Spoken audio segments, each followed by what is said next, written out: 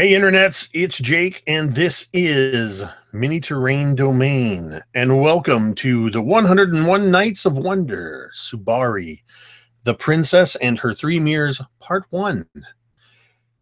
I am very excited to be able to bring this game to you tonight. That is actually a playtest for the Subari setting and system that is in the works, being designed by Marquise, Chelsea, and Chris over at A Point of Inspiration. In fact, if you head over to, I don't know if it's A Point of Inspiration's YouTube channel or Marquise on Stereotypical Strider, he's run a few playtest games as well, so you can see some more Subari there. But if you stick here with Mini Terrain Domain for the next 3 weeks, you're going to get to see, well, this is assuming they survive tonight, you'll be able to see these four characters and players as they travel through the mystical, magical world of Subari. I want to give a huge shout out to Marquise, Chelsea, and Chris for all the work they put into this so far, putting together a wonderful system and giving us the opportunity to get into this literal sandbox, narratively literal. I'm playing around with the meaning of literal here. As we get into this sandbox world and see what we can do to have fun in it and also try to break it. This is going to be slightly different potentially than most immersive narrative games because of the playtest nature.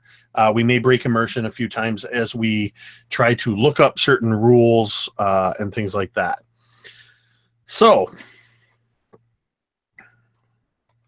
if my documentation will cooperate, we are going to get into the wonderful adventures of Subari, the Princess and Her Three Mirrors, which is an original adventure that I have written for the Subari setting.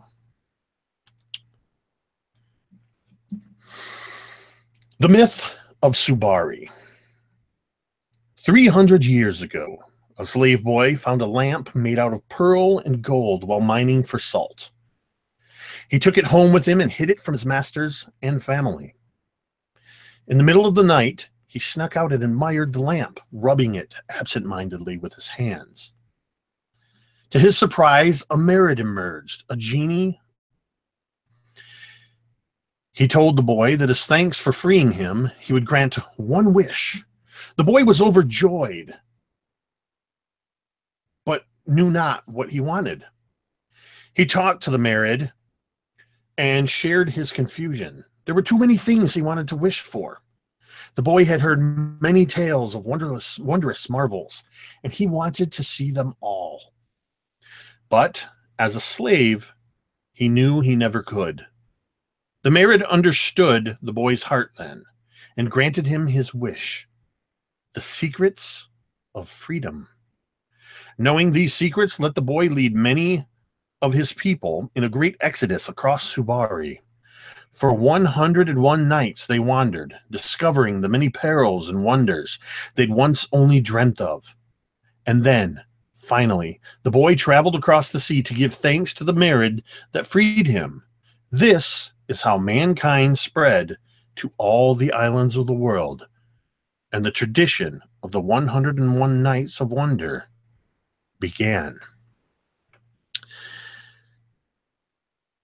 We find ourselves in this land of Subari, eve of the first step, the first day of the 101 Nights of Wonder, a literal 101 nights where people journey on incredible adventures to try to find wondrous things so that on that last night they can receive a wish from the very same mirage that granted that boy a wish so long ago. We find ourselves in a region of Subari known as Paristan Reef. It's literally built on an ancient reef that rises out of the ocean. Soil and sand provide lush foundation for the numerous cities of the reef.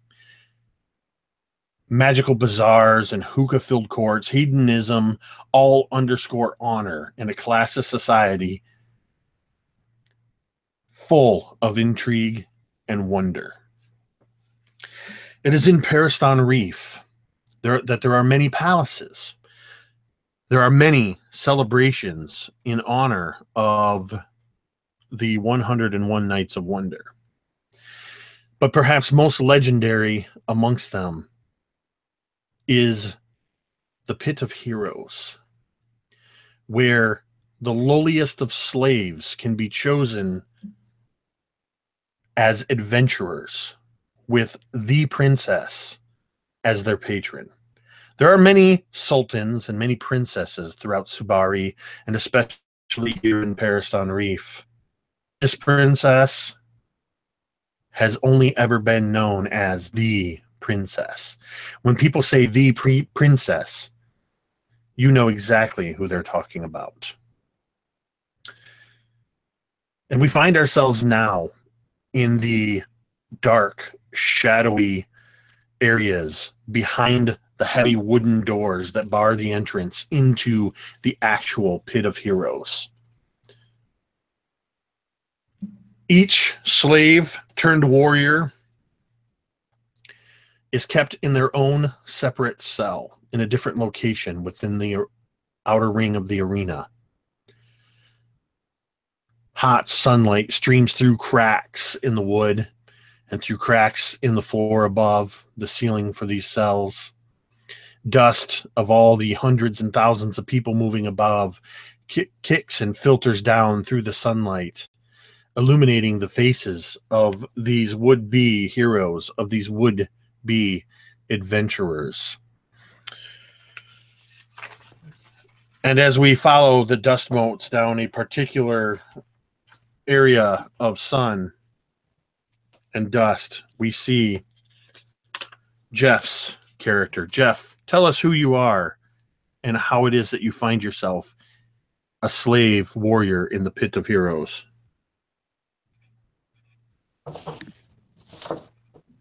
So, in this slave pit is this, it almost looks like a human. In fact, in many ways would be indistinguishable from a human, if not for the shimmer, almost like a heat mirage in the distance that his body always shines with each day, each night even.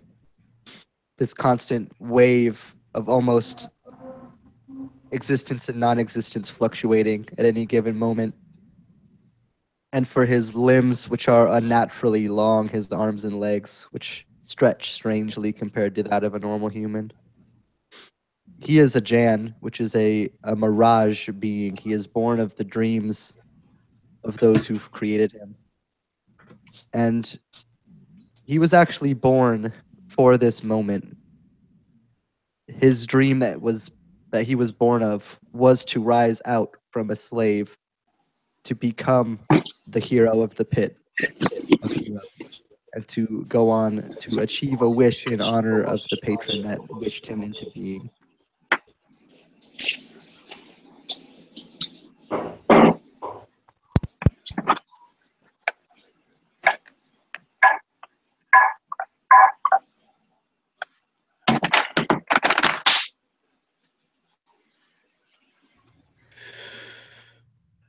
Next, in another area of the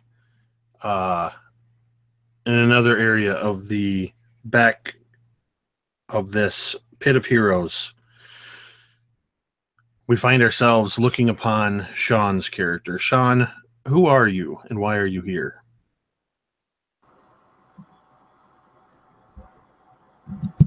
Inside the kind of cell to the pit,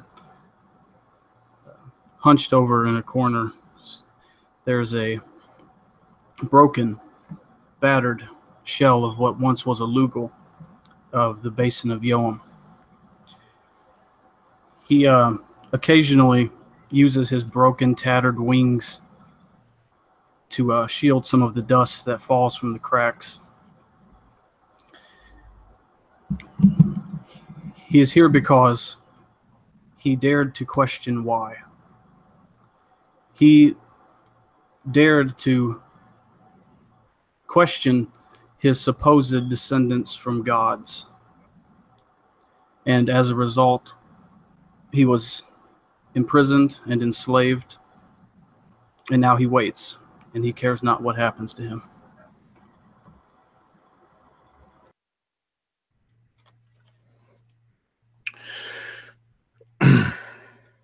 And then the camera pans over to Simon.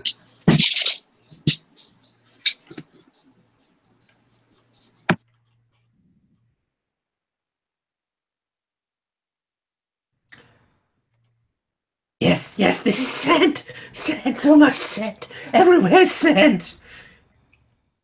An old human lies on the ground, dripping sand through his fingers into the other hand, looking up, being blinded by the rays of light that stream into the cell he's in. He was grabbed in the streets. Confused old man. Few long wounds, long healed, healed a long time ago, underneath his robes. Just the edges are being seen as they streak up towards his throat. Sand!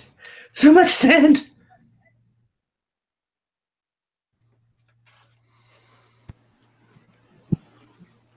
And finally, the camera pans over to the cell containing Rory. Who are you and why are you here? Nasser ibn Fatima al-Ashar was born of a royal family, but finds himself the last remaining member, now sitting here rotting in the cell, a worse fate, perhaps, than those who went too soon. He dreams of their crest, a feather with a light drop of blood, and he remembers what it means to be noble, to learn, to study history. He'll not be doing any of that anymore. He just focuses on the rays of light that stream through and tries not to think of past.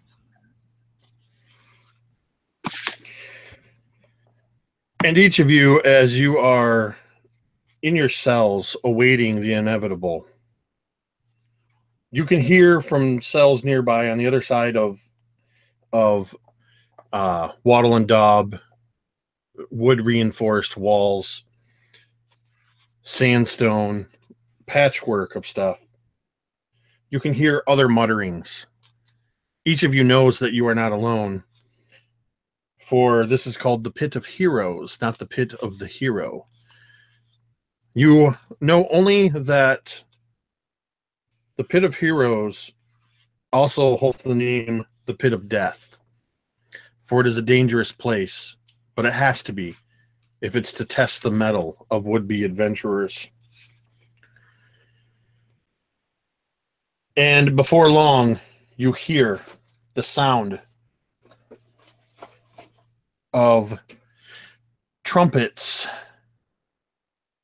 instruments signaling the crowd to begin to die down. You hear above you the shifting of the feet begin to settle down, and the boards creak as people sit where they are. And you can hear from outside of the pit in a muffled voice some talking, and then you hear simply, "Let the tournament begin!" And with a heavy grating sound, the wood doors, the blocks are removed, and the wood door to your cell opens wide, and you see the thick, muscled guard that stands at each of your door. Opens it, and the sun blares into the room that you're in, chasing away all sense of shadows. And to each of you in your cell, you see this big, thick, muscled guard motion to you with a massive, curved scimitar. And motions you out. No, Will not be heroes in here. no, Akeem, Akeem is innocent! Akeem didn't hurt anybody! No! Nakeem better hurt someone if he hopes to survive the bit.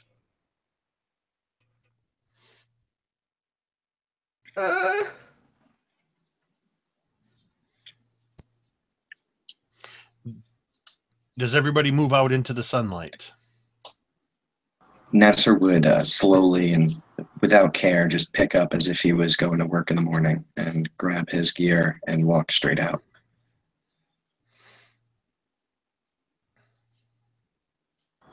Azam stands to his feet and begins to walk out of the cell as he says, On with it then. Anything's better than listening to that old fool.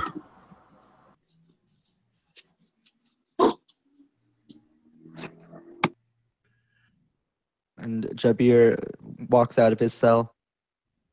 He reaches out to the side of him into what looks like thin air, and as a swirl of sand and smoke appears from his hand, he pulls as if from out of a chest or from off a wall, out of the sand and smoke ring with the same heat mirage that he shimmers with, and with a flourish just kind of whirls it behind him and holds it and begins to walk out.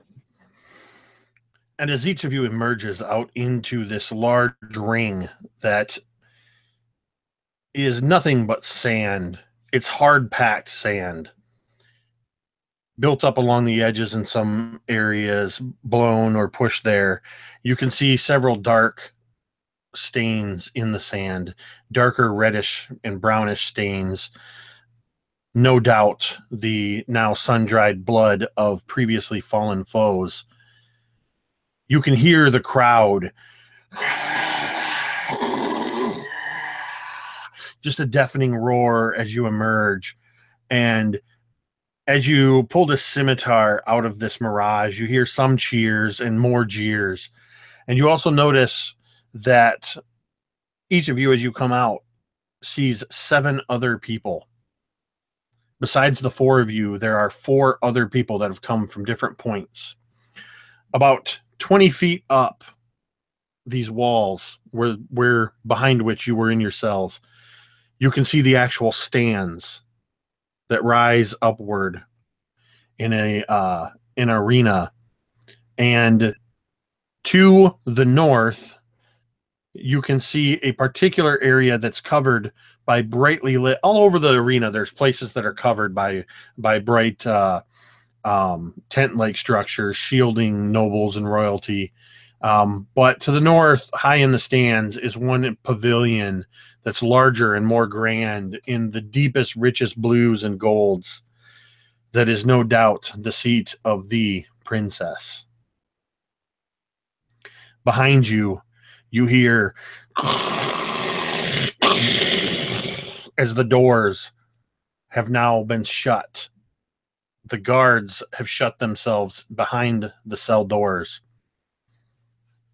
leaving the 8 of you out in the arena.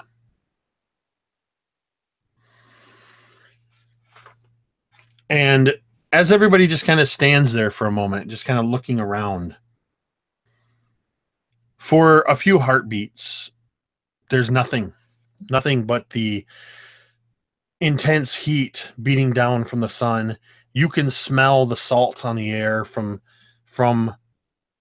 just the ocean, the sea that is so abundant around Paristan Reef. You can smell the cooked meats and the hookah smokes from the stands. And then you feel it, a tremor in the ground. It starts at first as if it's just the all of the thousands of people in the stands just kind of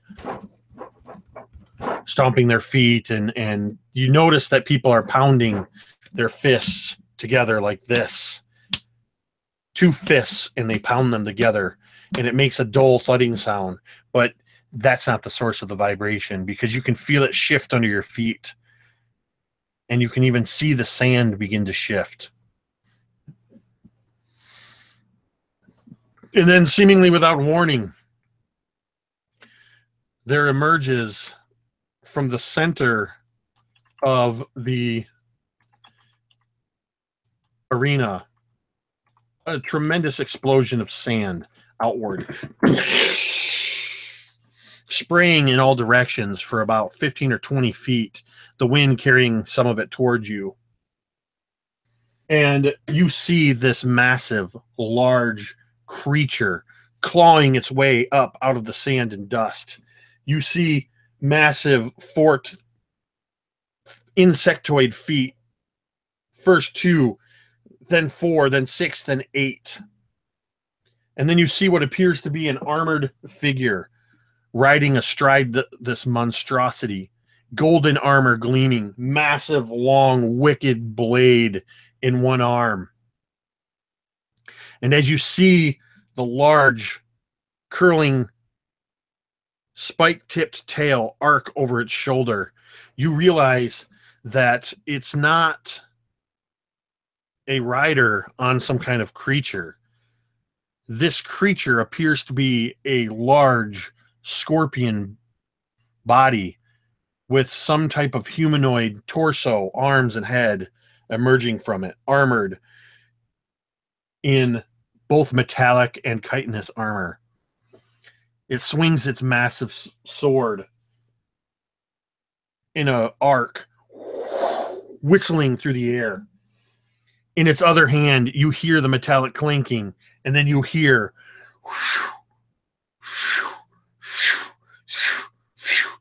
as it begins twirling a massive spiked chain. And it slams the chain into the dirt. And this is where we're going to roll for initiative.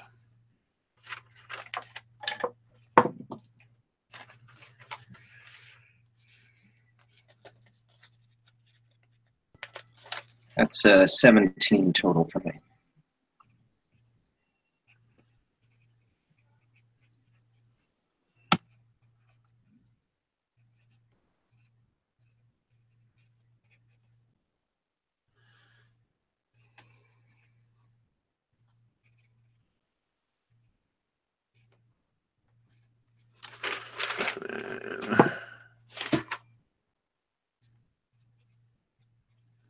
So, Nazir, Rory, you are going to have the first move in this round, or in this battle. So Nasir's standing there, and his feet had trembled with the shake of the ground, and the dust that was kicked up was all over his face. So he, with his spear in his right hand, he wipes his brow, tries to get the sweat to move the dust out of his eyes. He has a shield and a longsword on his back, but he leaves the longsword. He takes the shield. He's holding the shield and the spear, and he was always taught to analyze a situation. So he's stopping, and he would look at the legs, at the joints, and try to use an opportunity to find the weakness that he could exploit. I'm using that in the reference of the setup skills, but I've never actually used that, so I'm not sure. I don't think there was specific ones to use. I think it was more just sell your skill, which I think would maybe be intelligence or perception.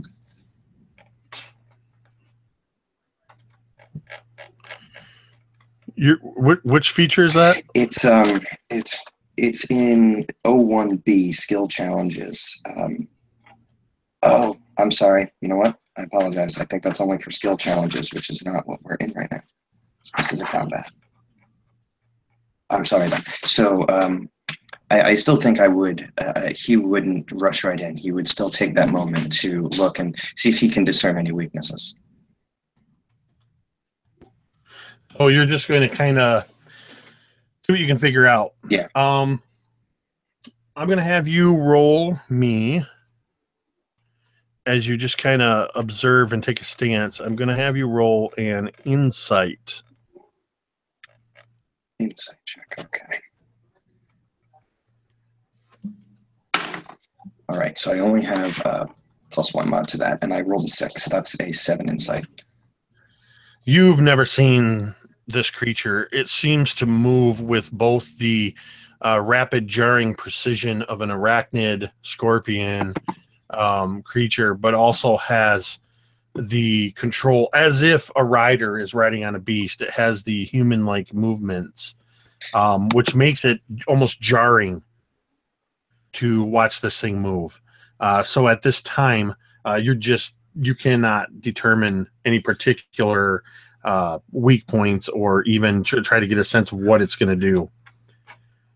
And this, I think, would just shock me a little bit. I'm a student of history as a prince, and something I haven't seen is kind of extra scary. And that brings us to Akeem, I believe is your name, right? Yeah, yeah. Yep. Tifolo cactus McKilly! No, please, let me out, please! And he kind of tries to open the wooden doors to the cell again, where the guard is hiding behind, if I understood it correctly. Uh-huh. And kind of turns. Go ahead. Kind of turns around, looks. He's like stone-faced, not moving an inch, making it very apparent that the door's not gonna open. Well, worth a try. It kind of turns around, pushes him up on his walking, looking like walking staff, like a. Kind of turns around, grabs a stone, shaking hands, puts it into some sort of sling contraption, and starts to wind it up and just throws a rock basically at this scorpion-like beast. All right. Go ahead and. Yeah, 11 is a miss, I assume. Yeah, there's a metallic ring as it just bounces off of this thing's upper torso armor, and it doesn't even seem to notice. It's looking in a whole other direction. I'm okay with that. Kind of looking around, looking the 20 feet up to the ranks, see if there's any cracks in the walls to the side which would be climbable. Looks rough. My turn is over. And that takes us then to Jabir. And Jabir, kind of looking at the scene that's unfolded so far, seeing one person stand, kind of watching, another person trying to run out of the arena, just kind of with a scoff, just cowards, come on. And he begins to run towards the beast. About how far away is the beast, would you say? The whole arena is about 50 feet in diameter, and he's in the middle. So he's about 25 feet away from you. And I would even say because of his large size, he's within 20 feet of you. Okay, perfect. So I'm going to basically, Jabir sprints forward towards the creature. And as he gets up towards the kind of the main body of the creature, actually using the sand himself into a sliding underneath one of the legs and going to cut upwards with his scimitar. I'm going to be using the stunt action. So I'll roll acrobatics instead of a normal attack. But if I miss, I end up prone. If I hit, I do extra damage. Yep. And that is a 23. I'm guessing that's going to hit. That is, in fact, going to hit. So. All right, so that'll be an extra D4, and that is add a D4 of damage to your damage type. Slashing damage as Jabir slide, kind of skidding across the sand, leaving sand and smoke behind him. Flashing up underneath one of the legs, just cut in between the joints of the leg of one of the scorpion creature's legs as he kind of slides before skidding to a stop and back up on. Yeah, as you slide under this thing, you actually sever one of its joints, one of its lower leg appendages. There's this black ichor that kind of oozes out of the wound. And unlike the stone that hit his armor that he failed to notice, he notices this. As his other legs, as you slide through with ease, it's like there's these little spike things that are coming down as it's trying, just not even trying to get you. It's just reacting as all of these other legs are stomping on the ground, but you emerge on the other side.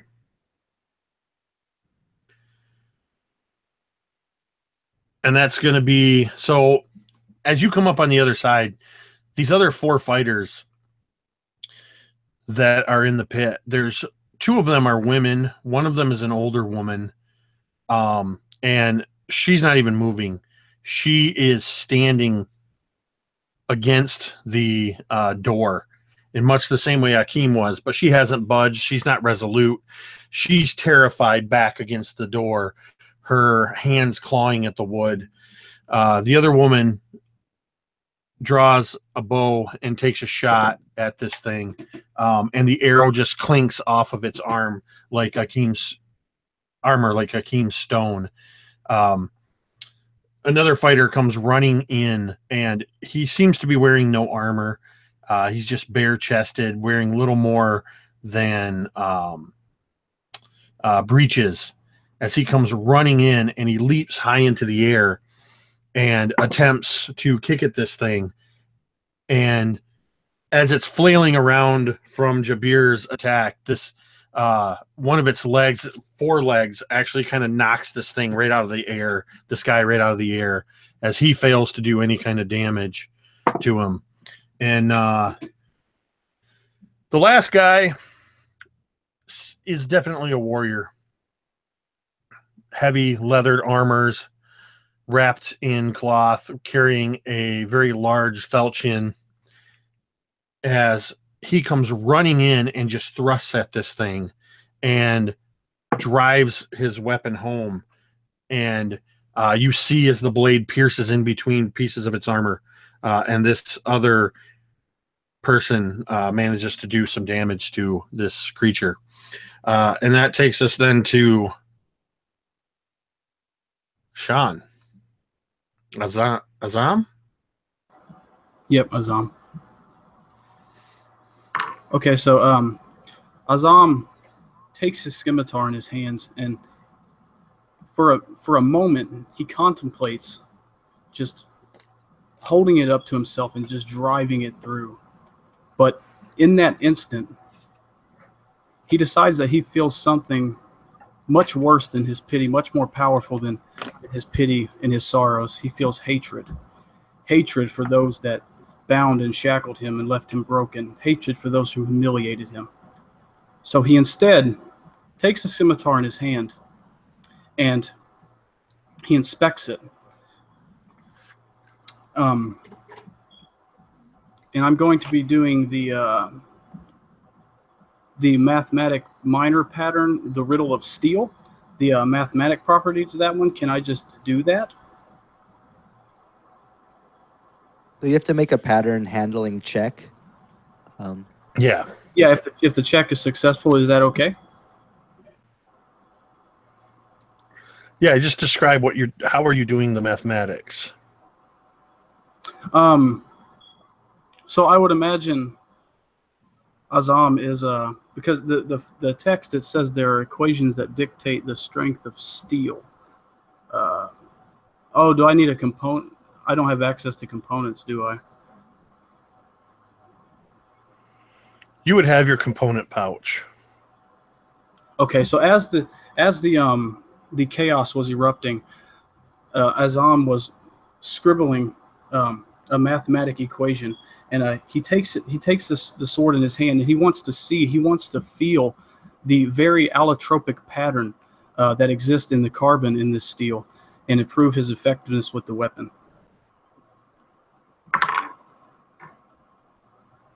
And 18. And I think the minor pattern is DC 16. It's DC 16, so you're able to succeed on that. And mechanically, that is a +1 to this weapon. For as long as you maintain concentration. Yep. All right, so you have fortified your weapon for the next turn, or for as long as you can maintain your concentration. Excellent. And that then takes us to this creature. And it is going to make a couple of attacks as it first swings its its massive longsword towards this other armored figure that came and attacked it. And there's a whistling sound again as this sword arcs through the air, and this other character or person ducks out of the way of it. And there's a whistling sound, Jabir, but it's a heavier, like, rush of air as something comes toward you. As the... Let's straighten this up here. Does a 17 hit you, Jabir? A 17 does hit, yes. There's this tremendous rush of air where you've just come through on the other side of this, and you're kind of in a low stance, and you see the tail just come lashing down as this sting comes towards you. And you are going to take 6 points of piercing damage.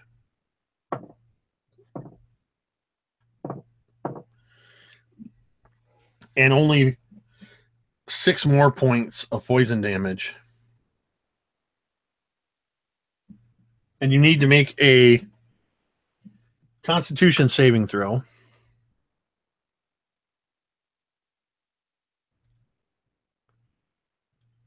That is a natural 1.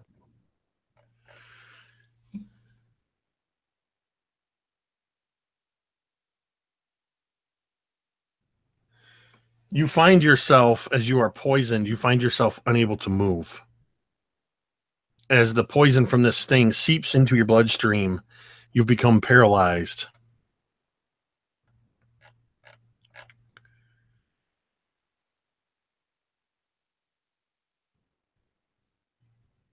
And you guys will have to let me know, for the purpose of wounds, heavy wounds, when you guys are below your halfway point in your hit points, because I actually realized I don't know what they are. So you are poisoned and paralyzed from this attack.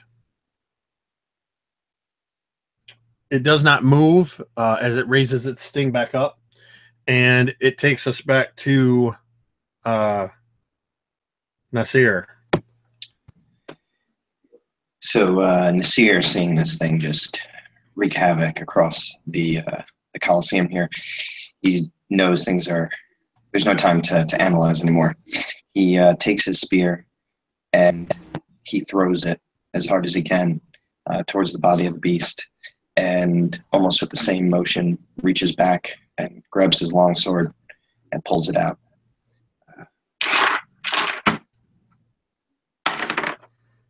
So that is a...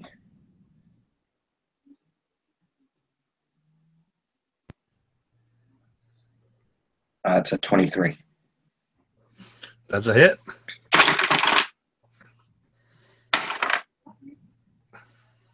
And that is 7 damage.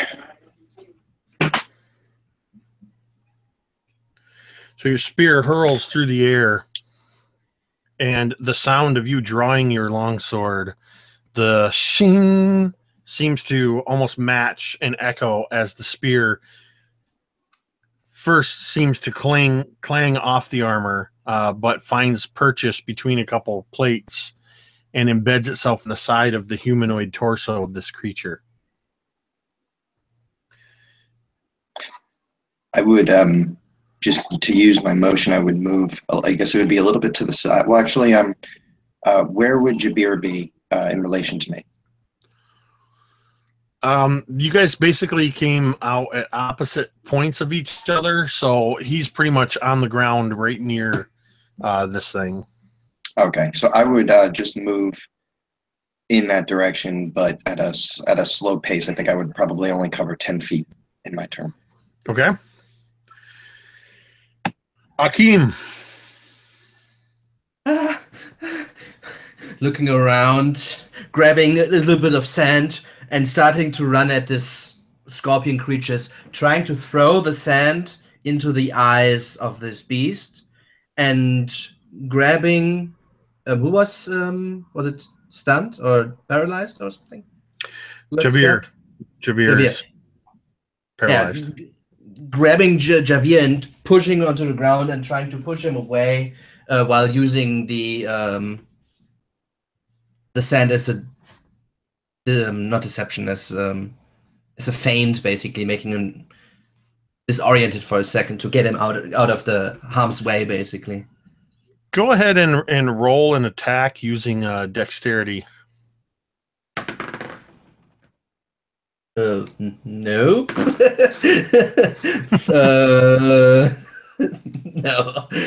Eight. No, sorry. No, yeah, 8. Yeah. That's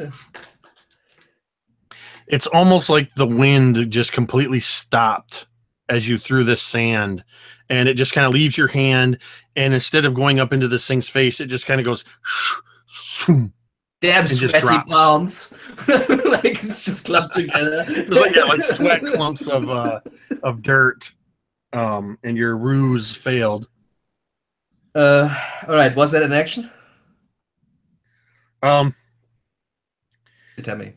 It's not technically a full-on action since you had the sand already. If there's something else you want to do. All right. Let me just with the stuff, and if you take a closer look, the at the top of the stuff next to where the leather contraption for the slingshot basically is, there's a small bauble in it, and I just use the bauble and just like push it against the side of the scorpion, and as the glass of the bauble kind of breaks, it releases like acid that starts to burn into the armor of this beast. So that's how's it called? Transmutation. I will need to make an attack with that transmutation. So let's see if I'm rolling better. Still, the natural is still below 10, but maybe with a 14. It seems that this has found the thicker chitin of the scorpion's armor, and it doesn't seem to do any damage to him. All right, too bad. Me. It looked awesome, but had no effect. Wrong as it. That takes us to Jabir. I am paralyzed, so I don't know that there's a whole lot I can do here. You can make your Constitution saving throw again. I will do that. And that is not great. That is 8. That is not enough to stop your paralysis at this time.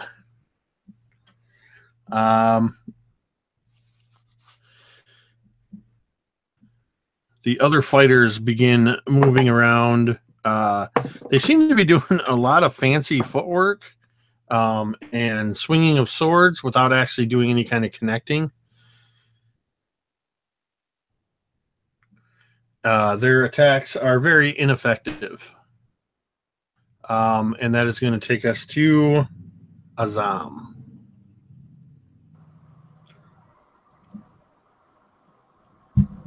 So Azam, seeing the vapor spilling from the acid that recently broke, he and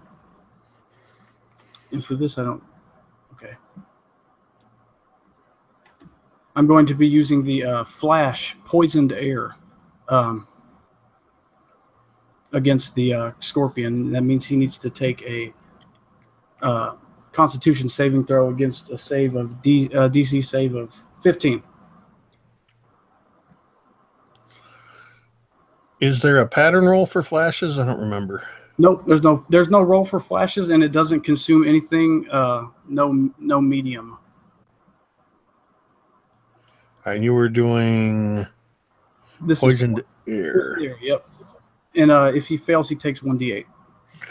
What is your DC? The DC is 15. All right.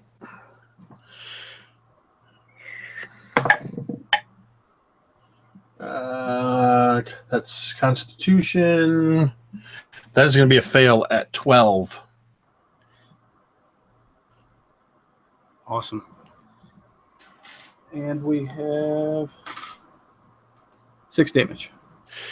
So, Akeem, you see where your acid kind of burst against the side of this thing and seemed to be super ineffective. Mere seconds later, it seems to, from your eyes, it seems to be interacting in a bizarre way that seems to create a vapor cloud that this creature inhales. And you can hear the harsh rasping as it clearly takes some damage from this vapor field. And it is not at all happy about it. I believe Akeem and Jabir are the ones that are right up close on this thing right now. So, even odd. Akeem, unfortunately, appears to be the target of this thing's ire. AC is 12 right now.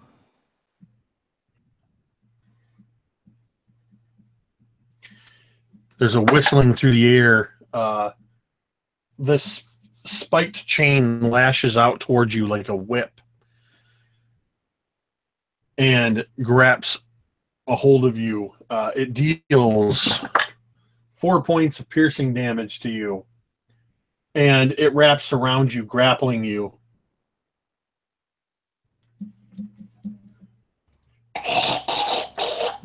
All right.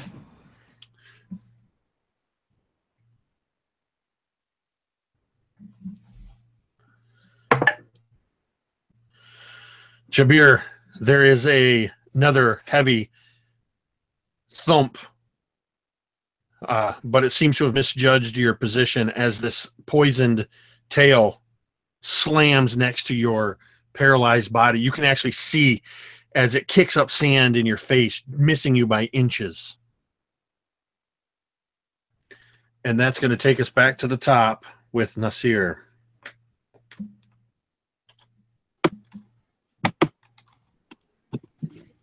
Okay, so Nasir, seeing all this happen, he starts to increase his pace and puts himself as close to one of these massive legs that he can get, and using his long sword, holding his shield out in front of him, he takes a big swing at as high up the leg as he can reach. Oh, and that's going to be 24. So hit. And I had to say it beforehand. Okay, never mind.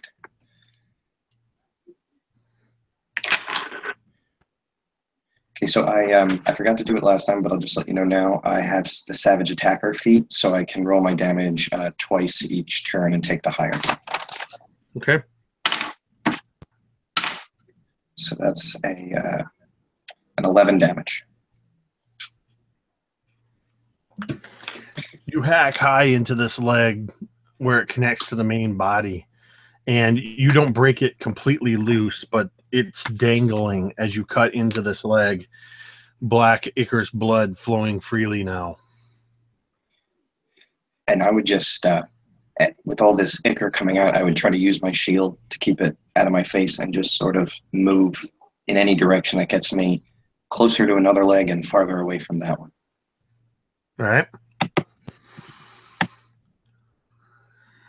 Akeem, you need to make a strength check if you're going to try to break free. Unless that's extra, right? Yes, unless there's anything you can try to do while you're. Let's see.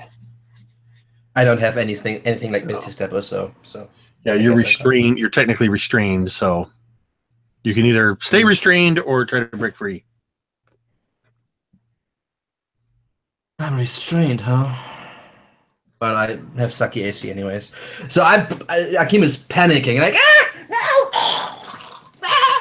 Kind of just like trying to find something on his belt, grabbing into like some pouch, looking at the stuff since the orb that was on top of it already broken.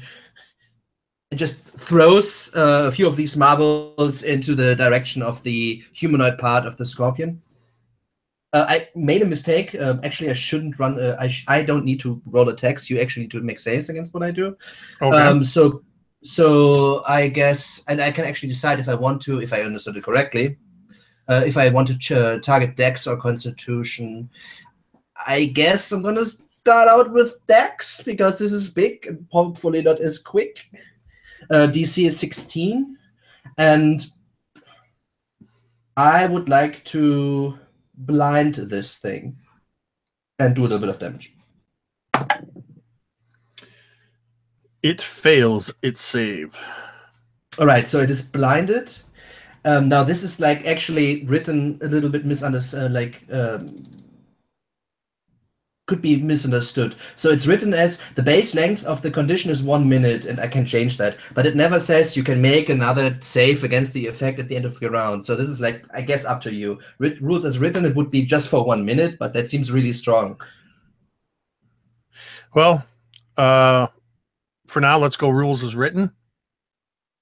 Okay. So on top of that, I will also deal 1d10 damage, which is 3 points of again as it burns into I guess parts of the face or something, right? And like a few splashes hit the eyes, which blinds it for now. So throws the orbs like, get it away! We need to get away! All right, since I'm restrained, can't do much, can't change it right now. Okay. That is going to be Shabir. So that's another Constitution saving throw. I got a 15 this time. That is going to do it. You're able to go ahead and describe it as you will yourself away from this paralysis. Yeah, as Jabir just kind of lies there in the sand, kind of on his side, like seeing the stinger like having just pierced into the sand and kind of pull itself out. For a moment, he kind of like retreats back into his own mind, and he can see the person that created him, the wish and hope that sprouted his existence in the first place. And as he's standing there looking what's this to him is just this little girl. It's the way that he has known her since he's been created, in the face, seeing the hope that she had for him to fulfill his destiny, to fulfill her dream, which spawned him in the first place. He's filled with a renewed hope and a renewed determination not to be felled here so soon, and kind of returning back from inside his inner mind into the arena. You see the kind of a shimmer, another wave of this heat shimmer wash over him, and his smoke just kind of fall out from around his feet as the poison is forcibly removed from his form.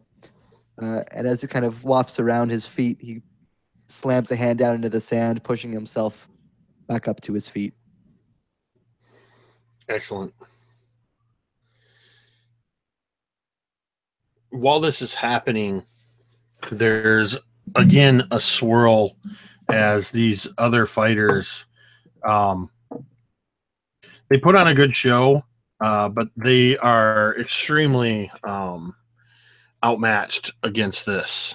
They seem to be, with the exception of maybe the armored fighter, they seem to be lesser slaves and can do a little more than run around and more or less distracted in a sense.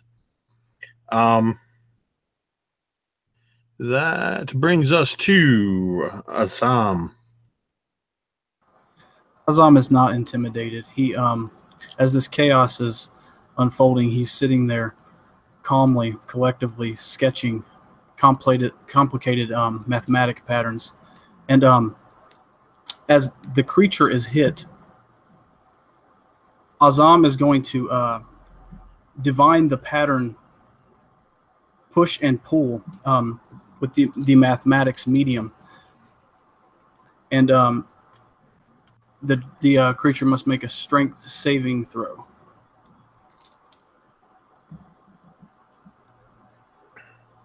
Which pattern is this? It's the minor pattern called push and pull. Okay, so you need to make a pattern check. Oh yeah, I put it in the I got a 22. Oh, sorry. And you were doing the mathematics, but you can enhance it as well because you can make a strength saving throw. Oh. And my DC All is right. 15. Your DC is what? 15. All right. Strength saving throw. And I believe this doesn't rely on sight, so it's not at disadvantage. Or automatically failed, I should say. Oh. That is a natural 1. So I believe that's he's launched 40 feet in a direction of your choice. Yep, I'm going to push him just back away from me. And as he flies through the air and falls to the ground, he takes 12 bludgeoning damage. I don't want to be a buzzkill here, but what happens to me? That's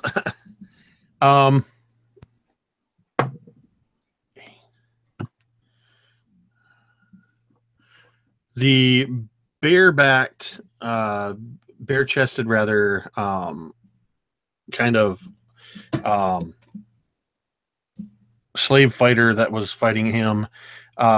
You see him just broken go flying as this creature goes flying.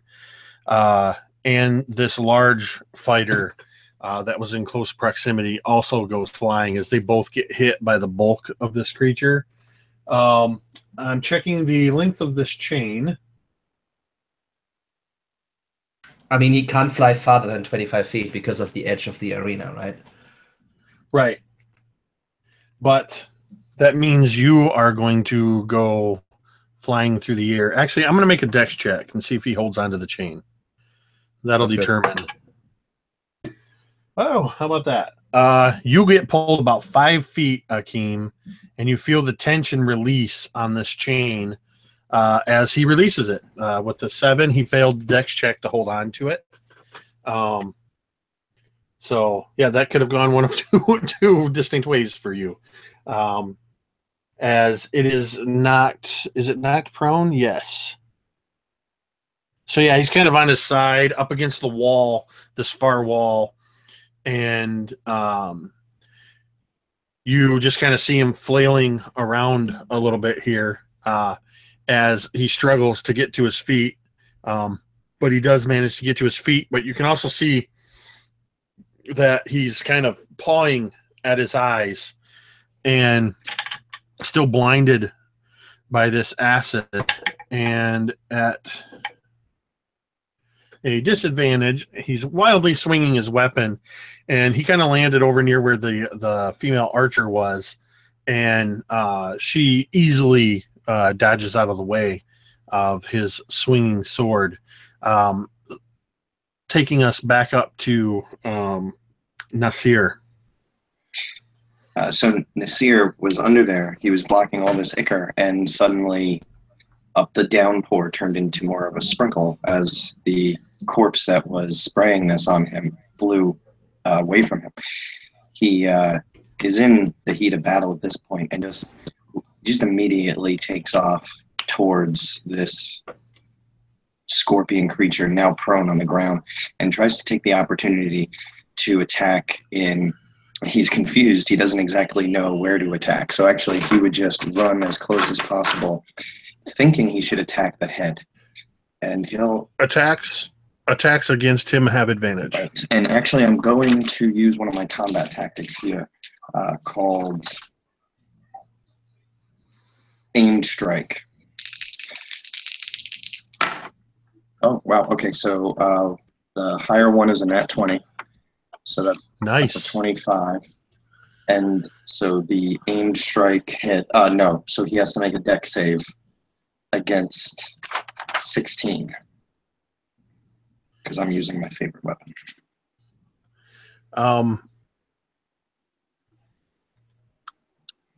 I'm going to rule that he fails it automatically because in order to dodge it, he would have to be able to see it coming. Right.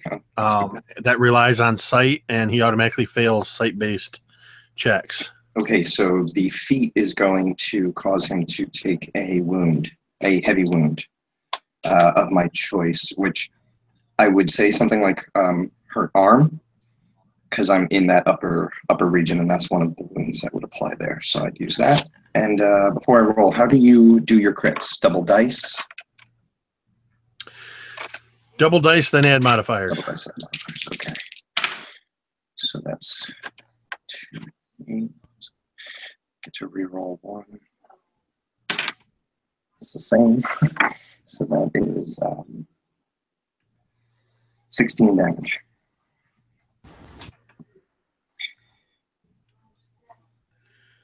Yeah, and you can see as you strike this thing, it just kind of reverberates through this thing's body, and you see it almost drop its sword, this massive long sword, and it actually, the sword tip drops to the ground, as the damage done to this thing is just so immense that you appear to have, whether you severed some tendons or whatever you did, you've weakened its arm. So it's now blinded and wounded. It's bleeding pretty prodigiously from many wounds. And I think Nasir would have to back away a little bit because he would be showered with this blood, and it would just cover his face and upper torso, and he would just again with the shield trying to put it in front of him, but it's too late. It's just sprayed all over and just and just kind of moves back a little bit, 5 feet. All right, Akeem.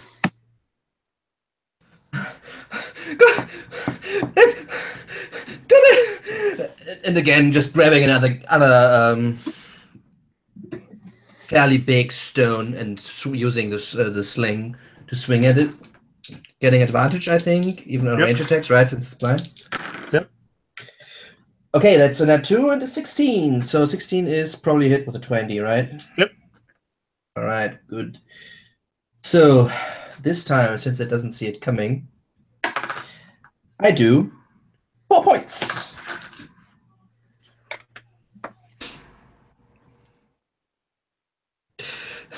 And just like looking around, taking a look at the person I tried to grab away, and seeing that again, since he's moving again, kind of looking at him.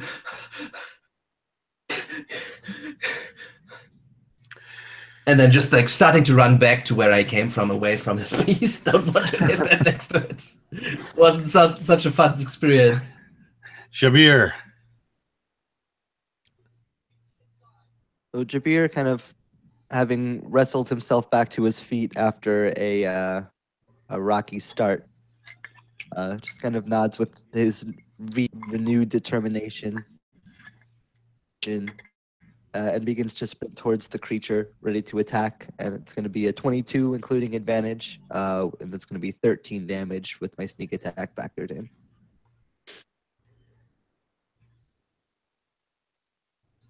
As he basically sprints towards the creature on the side of the wall, jumping up off the side of the wall, kind of doing like a sideways somersault into the air, kind of coming across the top of it as it lays there, slashing into its stomach with his scimitar. There is a tremendous spray as you cut into this thing.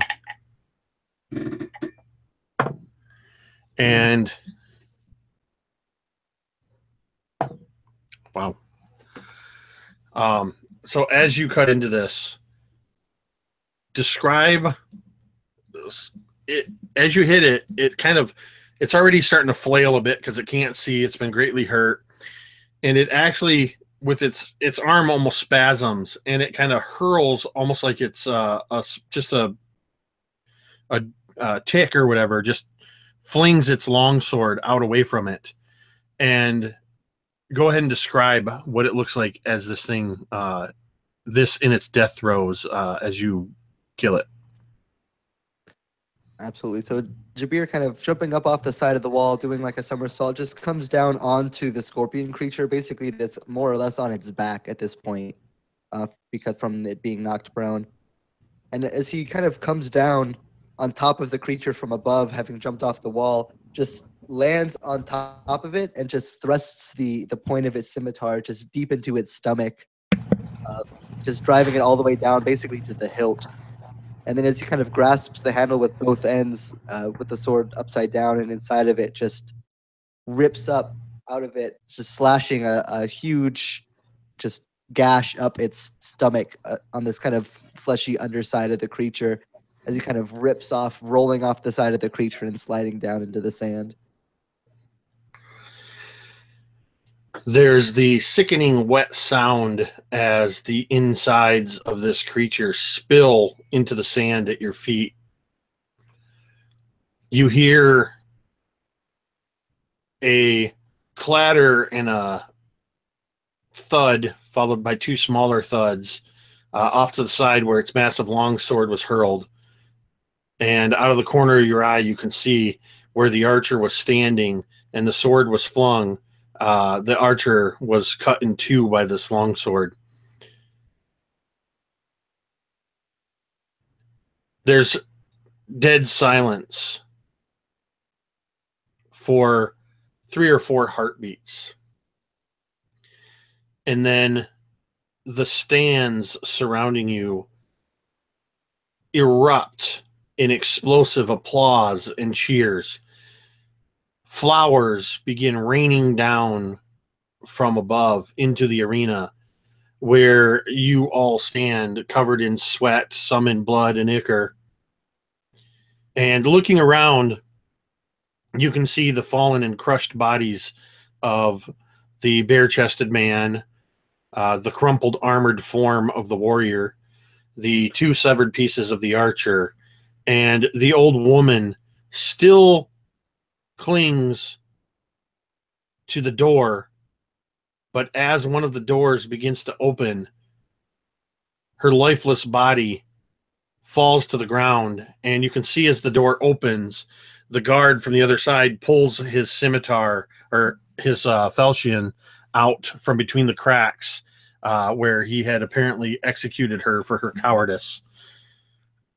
And all of these doors begin to open,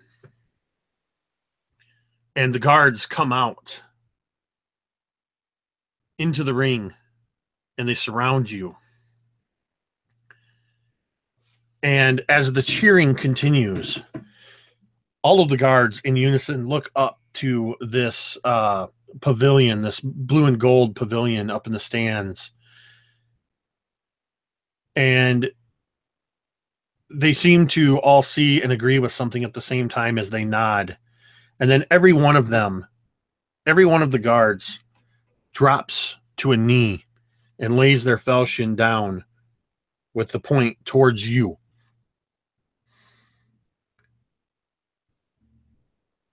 How do you react to this? When they first came out, Nasir just, in the heat of things, immediately takes a super low stance with his shield out, feeling threatened from these guards. But at the appearance of them on their knee, laying their swords, sort of in his regal sense, just sort of nods as if, of course, and then stands and would wipe his longsword on his leg and resheath it, standing at attention.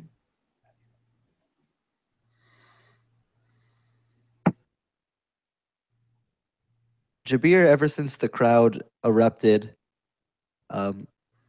has basically lifted his scimitar up, basically throwing the blood of the creature off of it, and just basically like egging them on, like waving his arms and like yelling to the crowd, and just really like putting on a show, almost like a gladiator in an arena would have, just like egging on. And as the guards come out, basically like gesturing towards them, like, yeah, you saw who just did that. You know who's the boss around here. What about you, Akeem? Akeem didn't even realize as they came out, since he was so enveloped in his own thoughts, and he was just like, as he slowly was like putting the spikes of the chain that was like wrapped around his torso and his throat, like slowly out of the body, like and then he kind of looks around. What's happening? Can I go over there? And kind of points towards that scorpion beast. Kind of seems to be interested in what actually was going on with that thing, what that thing is. Nobody's stopping you if you want to go over there.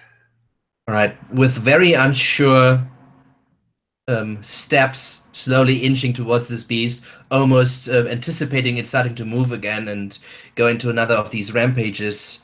Slowly inching closer and closer towards it, and then kind of grabbing a small vial and scooping up this liquid, this viscous white blood of this creature into it, and starting to break away a little bit of the on the armor of this thing and putting it into a pouch. It says, interesting, yes, with the scent, yes.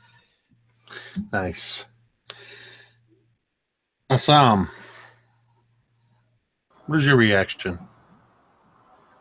Azam looks up to the cheering crowd, and he feels disgust and hate, and he spits into the sand as he throws the scimitar to the ground, and he says, Do what you will.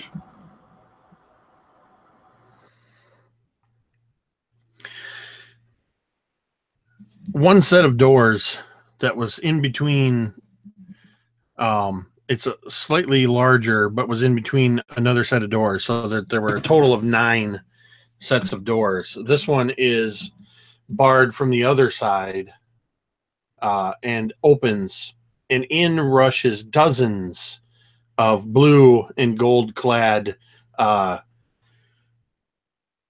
figures, a sort of honor guard, as they rush in, the first 2 stopping on either side of the door, 2 more coming and stopping on either side, every one of them standing and drawing scimitars. And then as they kind of peel out and just form up, making a line towards you, they all raise their scimitars in an arc, creating a arched corridor. A young woman, flanked by 2 guards, her face uncovered, approaches, and she says, "Come. The parade of heroes awaits. The princess awaits. We must go to the palace. Come. You are to be honored. For on this day, in this moment,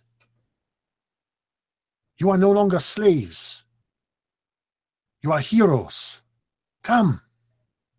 And she begins motioning you through the archway of raised scimitars.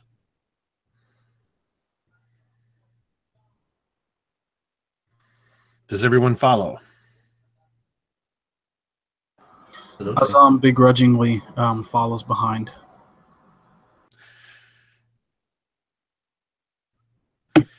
As you walk along this, go ahead.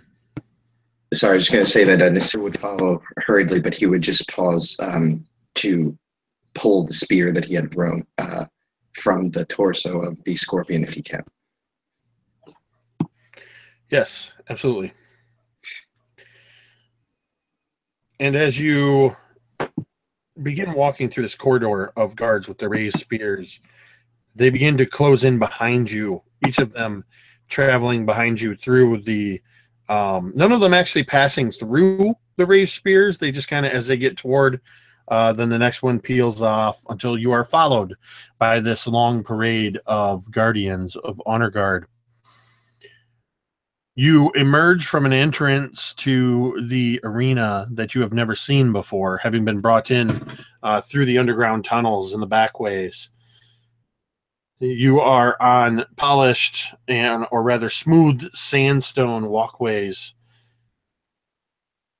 The crowd that was in the arena has flooded out into the streets, flanking both sides of the streets, and has seemed to have increased tenfold, as tens of thousands of people are cheering and throwing flowers in your path as you are led for the next several minutes along this path in a little parade up the winding roadway that leads to the most magnificent palace in all of Paristan Reef. In all, it takes another 15 to 20 minutes before your parade brings you within the actual palace proper, through a courtyard where some of the lushest, most beautiful plants and men and women reside. They all stop in their leisurely activities to rise to their feet and bow toward you as you are led into the palace. The rest of the contingent peels away, and as you get into the palace, the young woman that was leading you, she beckons you to a side way, and she gives you, she just begins following you and gives you some instructions, and she says, soon will we begin the festival of the shooting stars, and we will have the feast in your honor, where the princess will pledge her patronage to you. For tomorrow, you take the first step, and you become adventurers. But, alas, though you are now nearly so considered to be of the highest royalty, you, and she looks particularly at Nasir and Jabir, who seem to be the most covered in blood, and says, you simply cannot present yourself before the princess in this state. And she beckons you into a marbled area that has several pools sunken in it. And she says, whatever your preference is, the ones to the right are cool water. The ones to the left are spring-fed warm waters. Whatever your choice, please leave your unsavory clothing here, and the servants shall take care of them. And please take full use of all of the soaps and perfumes you would to make yourself presentable. I shall return for you in due time. And with that, she withdraws, leaving the four of you alone in this large area that contains about a dozen of these bathing pools, 6 on the cool side, 6 on the warm side. So you have some time to talk amongst yourselves as you take advantage of the baths.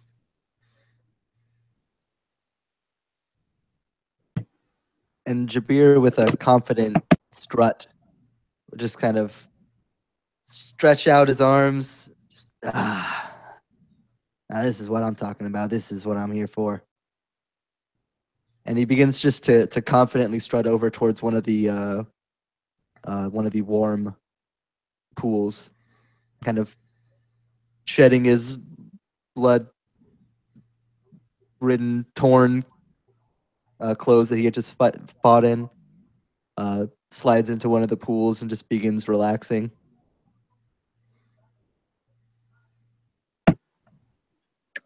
Nasir would move to the left as well, to the closest tub, and he would disrobe mechanically and use his clothes to wipe down all of his weapons meticulously, getting all the blood and ichor out before he turns back to the tub, and would, in a very military-esque style, begin to bathe himself. Familiar with the royal tubs and soaps and perfumes, it would seem as though he's had this routine And even though he's been a slave, this is still second nature to him.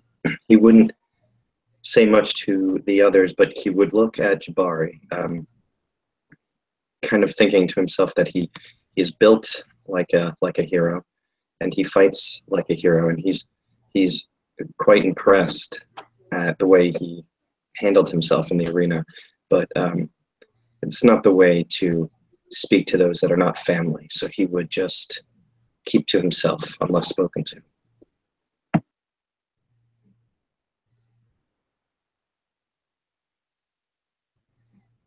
Akim would move towards where Jabir is, but before he actually speaks to you, he would kind of start to inspect the different vials and cartouches of different ingredients, kind of sniff on them, taste them, spit them out again, because soaps usually don't really taste that good.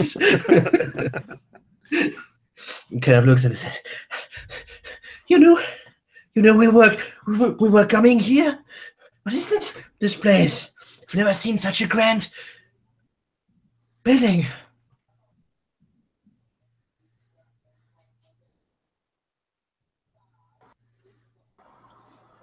This is where the victors relish in their victory. You should moment and try to enjoy yourself. Kind of gives you like a kind of a strange side glance. Yeah, you see in his like salt and pepper beard that is like completely unmaintained. You almost see like something moving. You're not sure if there's something in it or if it's just maybe the wind or something. It's like, what do you mean by enjoy? I don't belong here. As a victor in the pit, you do belong here. You have earned your place. To that, Nasir wouldn't say anything, but he would just kind of grimace a little bit, thinking that one fight doesn't make one a hero. What of Azam? Azam agrees, but he doesn't care. He's decided that he has most fortuitously been given an opportunity to adventure and take place in the 101 nights and hopefully earn him a wish. He walks to the cool water, and as he removes his clothing, he kind of unfurls his damaged wings, and he feels pains that aren't there anymore, but he still feels. And he washes his body in the cool water. And he's decided, yeah, he's going to play their game, and he's going to go along with this.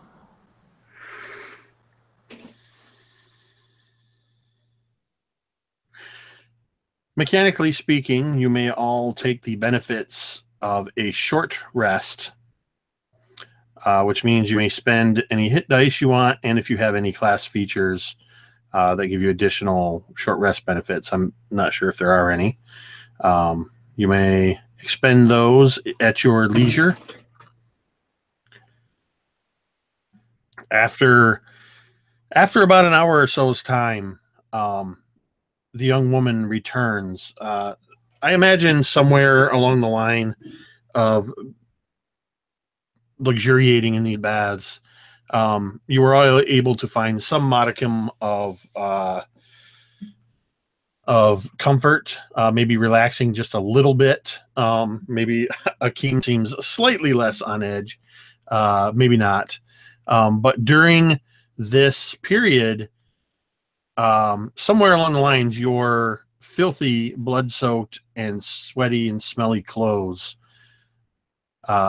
vanished.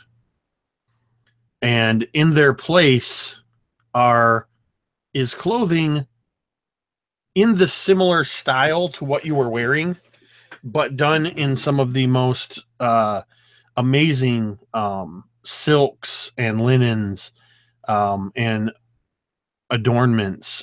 If you had any kind of armor, the armor seems to have been replicated, but in the royal colors of blue and gold. All of your clothing is in blues, whites, and golds to match the royal palace. But you all find this clothing seemingly tailored specifically for you. And this woman returning, she bids to you, please, the feast will begin soon, and the princess will grant you her patronage. As she kind of enters, Akeem would just like throw himself at her feet and say, "Thank you, thank you, thank you for this. These clothings are." Gather yourself. Well, I can certainly appreciate the unique position you find yourself in. It is not very becoming one of such a rank as you hold now to be groveling at the feet of your servant.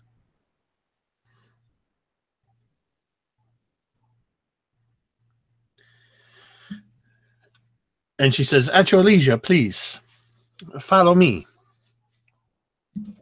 Having given you all time to redress, she takes you through the palace, through several winding hallways, and up some stairs, several sets of stairs, in fact, until you find yourself in a one of the higher levels of the palace. And it's actually a interim level before the highest dome structure, where there are actually no walls. There are only pillars that support the upper structure. A massive feasting table is laid out in the middle of this space, with several smaller tables all around. There is a raised dais upon which sits a large feasting table with one central seat and two seats on either side of it. It is to this that the young woman leads you up the dais and points each of you to one of these seats. And she says, please, do not sit until the princess has arrived and has herself taken a seat. At that time, you may then be seated. In short order, already there's a few guests kind of milling around. And after several minutes of people milling around, and they seem to have gotten a little bit quieter as the four of you were brought in, and you see several eyes turning towards you and people kind of whispering to the side and looking you up and down. Stationed all around this area are several of these royal guards. From the far end, the crowd begins to grow quiet as a silence sweeps across the area. And you can see the crowd begin to part and people begin to bow as a woman, you can tell mostly by her, just her feminine form, though her hair and her face are veiled. And she wears dark blue, in this royal blue clothing in silks that seem to billow and flow as she moves. She moves with this incredible grace, almost seeming to glide through the room. The entire time that she moves, her eyes do not shift from the four of you, just looking at each of you in turn. She rises up the dais, circles around the back, stands for a moment, looks to her side to each of the four of you, and then she kneels on the cushion before her at the feasting table. As soon as she sits, you see all around this feasting hall as people begin to sit also on their cushions. seeming to be your cue. Do you take your seats at the table beside her? Azan does not.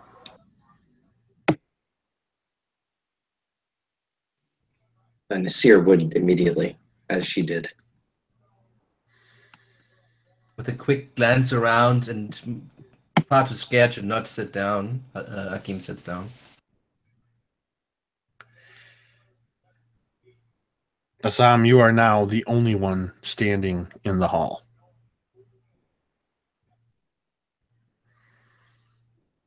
The princess turns and looks at you.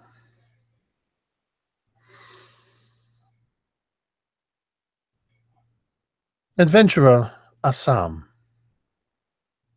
tell me, why is it that you do not sit?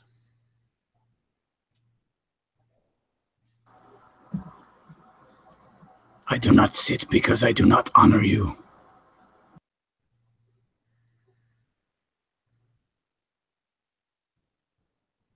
Why do you not honor me?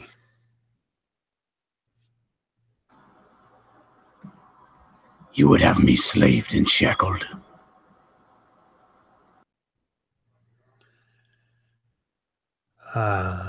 It would seem you have gravely misunderstood your situation.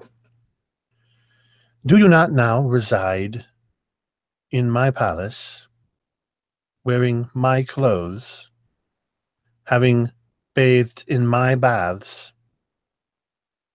Is this not true, Adventurer Azam?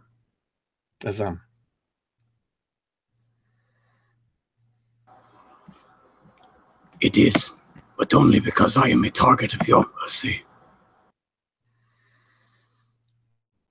Was it I who placed the shackles upon your feet and upon your hands?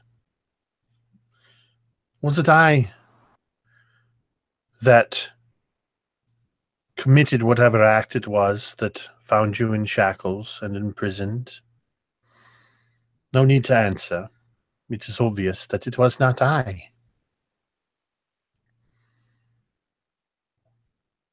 But I am your benefactor. It is because of me that you are chosen for the Pit of Heroes. That is the only part that I have played in your destiny thus far. So I would ask you, please, whether you choose to respect me or not, sit and enjoy tonight's festivities, for they are not to honor me, but to honor all of you.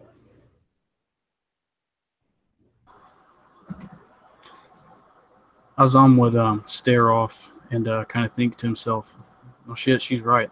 And then, as he does, he takes a seat begrudgingly.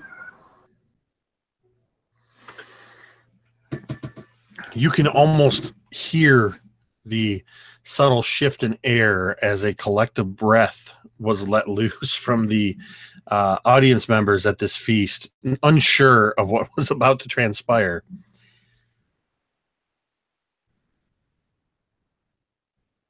From all over, from low staircases all over the place, servants begin to filter into the feasting hall, bringing forth all kinds of fruits, nuts, cheeses, meats, every dish imaginable from all over the Paristan Reef. Dishes prepared in both the hot and the cold fashion.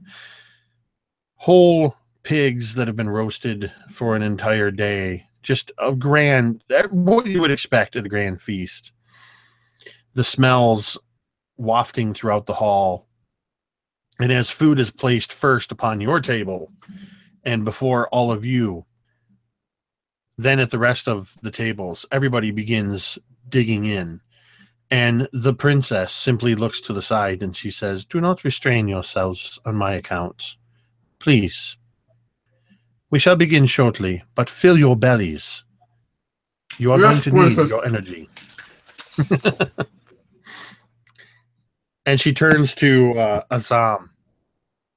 Adventurer Azam, please share in the example of Adventurer Akim.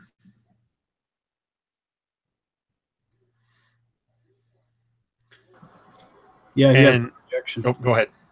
Yeah, he has no objection. He's kind of hungry.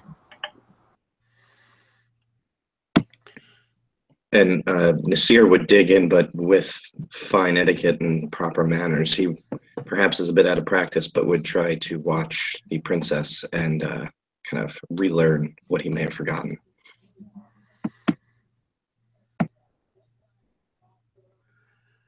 And for quite some time, the feast continues. You are allowed to eat and drink. A variety of beverages are placed before you. Heady wines, simple waters, fruit juices. And eventually, when it appears that the feasting has slowed down, no food is taken away, but servants begin to bring hookahs out into the area. And hookah smoke begins to fill the feasting hall. The air currents, as throughout the feast, the sun has begun to set. The sky is now a thin line of crimson along the horizon, with just gradiating into deep purples, blues, and midnight black. And the cool air wafting in is just twirling the hookah smoke all around. Low music from sitars, harps, and other instruments begins from unseen musicians. As the princess stands to her feet and begins walking, gliding around the room.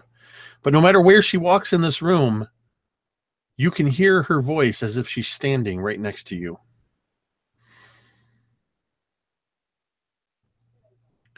Once upon a time,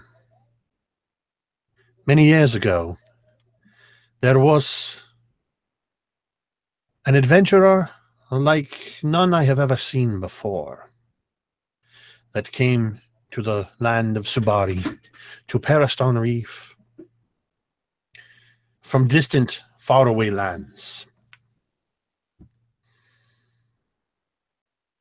He sought out the Pit of Heroes, he faced the challenge, and emerged as the sole victor of the Pit of Heroes that year. And it was such that he became the sole adventurer to receive my patronage. Throughout the 101 Nights of Wonder that year, virtually every other night, he would return to me, having slain some mystical beast, having found some amazing artifact, or discovered a strange new land. In those 101 nights, he uncovered more wonders than entire bands of adventurers throughout the lands had in all the previous years. Before the 101 nights were even half finished,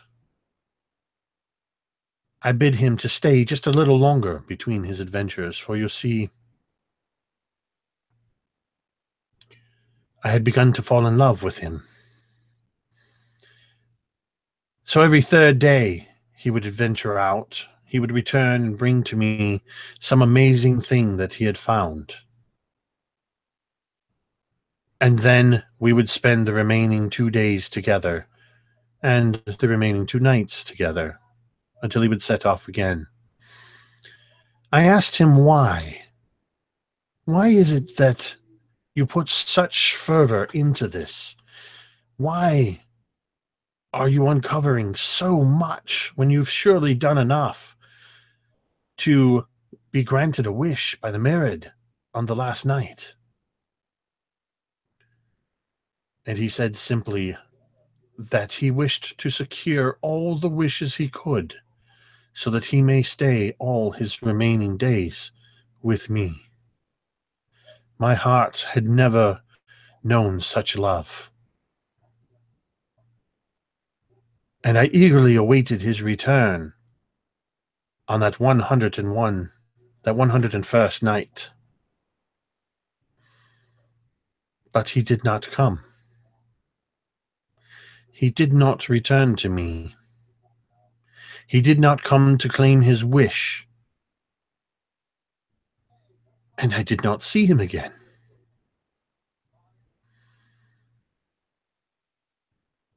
It was another year. No heroes emerged from the pit of heroes. And when I returned to my palace, I found that something strange had been delivered here. And as she was speaking,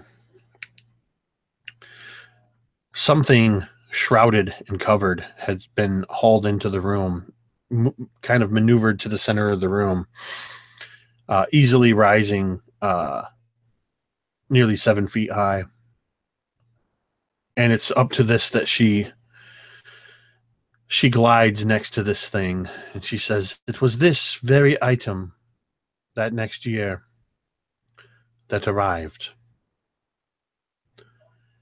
And she reached up, and her hand hesitates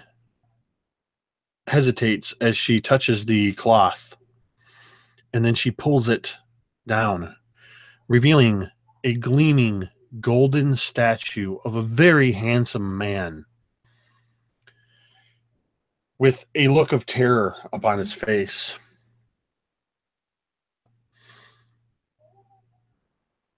This was my lover, my adventurer, my hero, returned to me as a golden statue. It took me many more years to find the source of this, sending out many adventurers and many heroes to retrieve the items and the knowledge that I needed, that brings you four here tonight. You see, on those last couple days of those 101 Nights of Wonder, he sought an incredibly powerful artifact, and in doing so, angered a coven of witches. These witches imprisoned him in this statue. Each of them, and she raises her hand up across his chest, and you can see now that there's an area on the chest where the statue has almost like a pocket with a cravat seeming to come out of it, and it's over where his heart would be. And she simply kind of pulls on this piece of the statue, revealing a hollow spot behind it. You see, these witches have each taken a piece of his heart. They have taken the heart of my lover, of my one true love, and made him an eternal prisoner, each of them feeding off of his life force. But now, I have the last of the artifacts needed, so that you four may become the greatest heroes ever in the land of Subari, each of you gaining the favor for sure of the Madrid, of the Merid, and receiving the wish that will be granted, as well as any rewards that I can heap upon you. This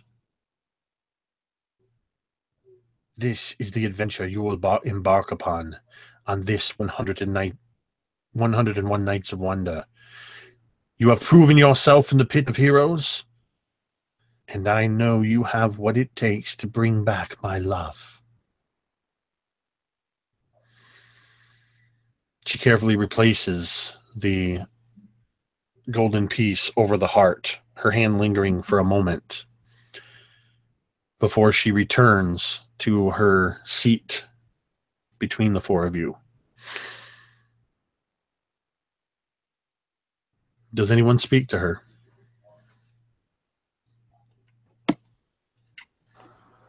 I'm too afraid to. Nasir would nod towards her with respect, but he would fail to have the emotion that should come with a tale like that.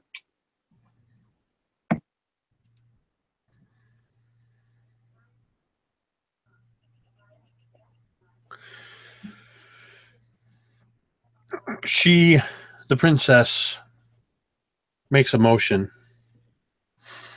and she says, as her royal guard comes to escort her, she says, "You must go now. Get your rest. I would invite you, if you wish, to join the others on the highest rooftop, if you wish to see the shooting stars that precede the 101 Nights of Wonder. But then, Natima," and you see that this young woman who has been helping you is at your side next to the table. "Natima will take you to your quarters. You must rest tonight, for in the morning I will take you to the Hall of Mirrors, where you will begin your adventure."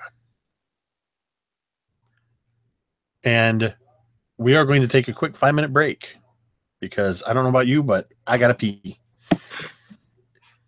I can make Good luck. Good luck.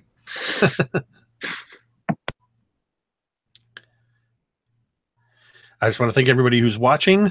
Thanks for tuning in. Anybody that's watching this after later, watching the recording of it, we are playing a Subari playtest from A Point of Inspiration. Check them out on Facebook. Marquise, Chelsea, and Chris.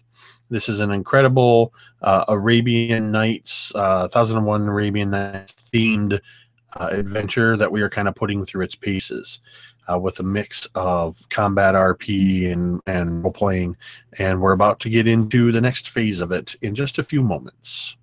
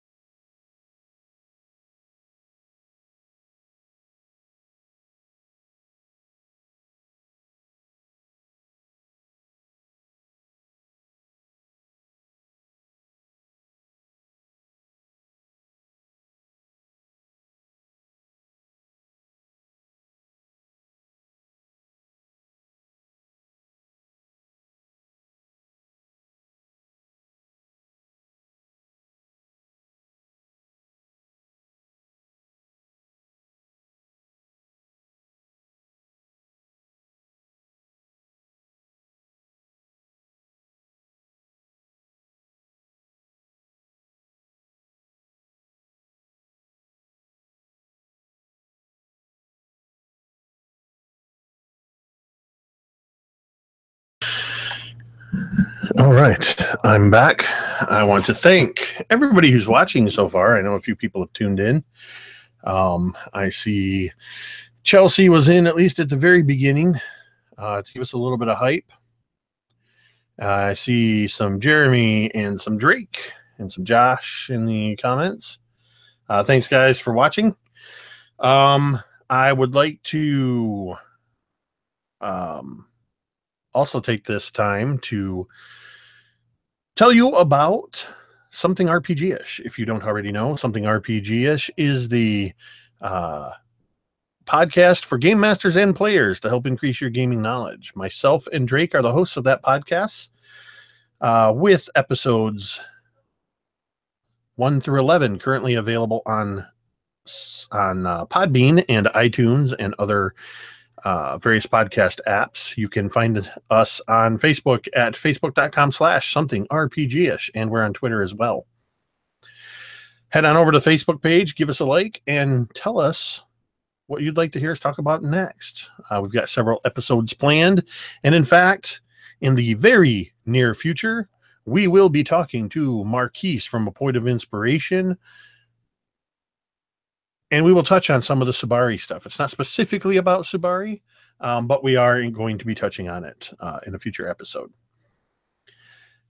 Also, you will find in the near future here on Mini-Terrain Domain, parts 2 and 3 of this very adventure, assuming they all survive that long. And many other games that are coming up. I'm actually going to be starting in just a few weeks a regular monthly campaign, The Lost Mine of Phandelver, the D&D 5e starter set, with 5 awesome players. Marquise is one of them, Drake, my son Zach, Mike Mers, Emma Abtab herself, Carol Dunster will be a part of that campaign. So it looks like we have, at the very least, Simon and Sean back. What do you guys think so far? Very literal story, if you ask me. I like it. Literal in the literary sense? Or yeah, like almost feels like a Greek mythology or 1001 Nights story, right? I mean, but that's what you were aiming for, so I assume. Assumptions, right? Well, it's actually, yes, it's so far the feel I've been going for, so I'm glad it's coming across that way. I love just the idea of 101 nights designed for adventuring for a D&D setting. It's like, why didn't I think of just making a setting where everybody does this for 101 days? That makes total sense. But this game was great, just kicking off with a big fight. That's awesome.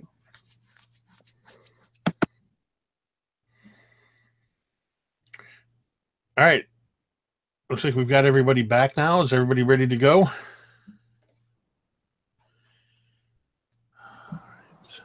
I am, yes. I guess I don't need to do anything here. All right. So without further ado, we are going to continue. All of you have received, at this point, the benefits of a long rest, having spent a very restful night in very comfortable beds. You are awoken in the morning by Nadima, the servant girl who has been dealing directly with you. You find yourselves with your clothes, again, are still fresh. You have these fancy new clothes and armors. At this point, you are given the opportunity,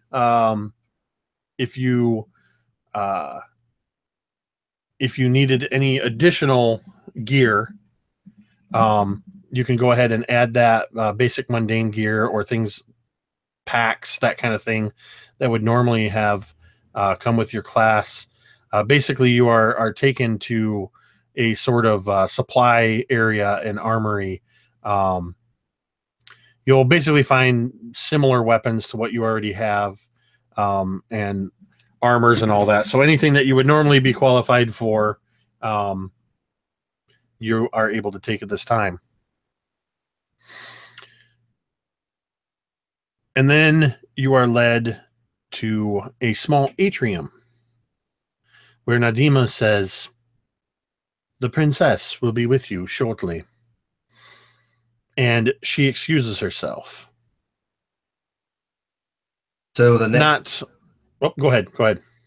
So the next time you guys see Akeem, he's all armored up. He can't even barely move because he has so much armor. So he has a shield on his back, and he's still his staff, but it looks a little bit of awkward because he certainly it certainly doesn't look like he is used to wearing this heavy armor, or not heavy armor, but this much armor.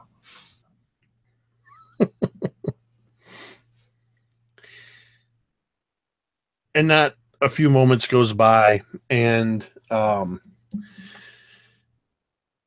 princess herself emerges into this atrium. She's not flanked by guards. She just seems to glide in on her own. And she says, "The four of you, other than myself, will be the only ones who have ever set foot in this chamber, in the Hall of Mirrors. Please, come with me." And she leads you through these doors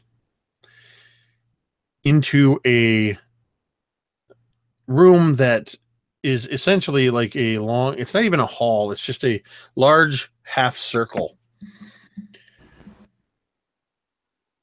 Kind of in the center of the room, offset from the door, you see that the statue of this heroic lover of hers has been moved here. To the left, to the right, and behind the statue on the walls, you see 3 very large, ornate mirrors.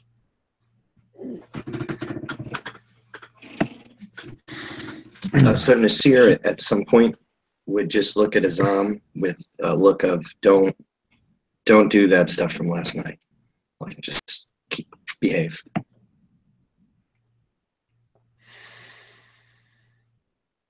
The princess walks to the center of the room. She walks once around the statue, trailing her fingers, her fingertips lingering at the jawline of the statue as she looks up at it. And then she looks to the 4 of you. "For these many years, I have sent adventurers in search of the components, in some cases the people, whatever was necessary, to have these very mirrors enchanted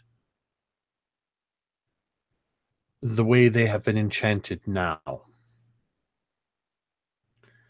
Since the last 101 Nights of Wonder, I have waited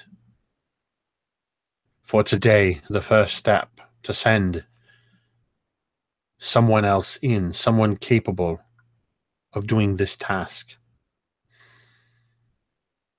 Your foes are behind each of these mirrors, and your goals. I say your foes because you will have to face each of the 3 witches that have his heart.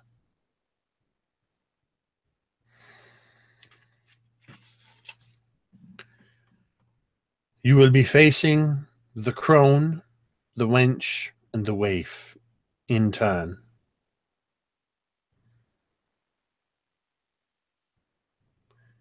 There are many things I don't know about these mirrors and what lies on the other side. But I do know this.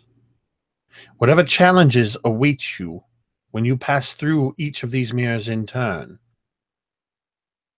you will find that it has brought you within an attainable distance of the witch that has his heart peace. But you must know this. Despite whatever challenges and whatever things that await you at the hands of these witches, Each of them has placed the sliver of his heart within their own heart. And this is the only way to free him. You must kill the witch and cut out her heart and bring it to me.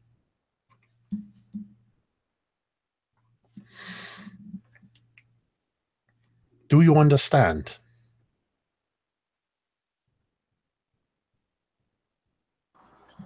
Azam would look around and he'd say, For my freedom, I would cut out 1,000 hearts.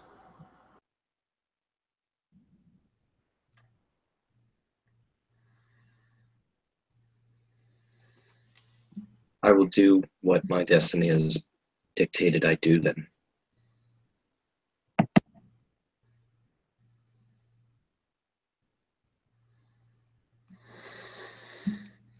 Adventurer Jabir, Adventurer as Akim. Not ones for speeches, are you? Why are we here?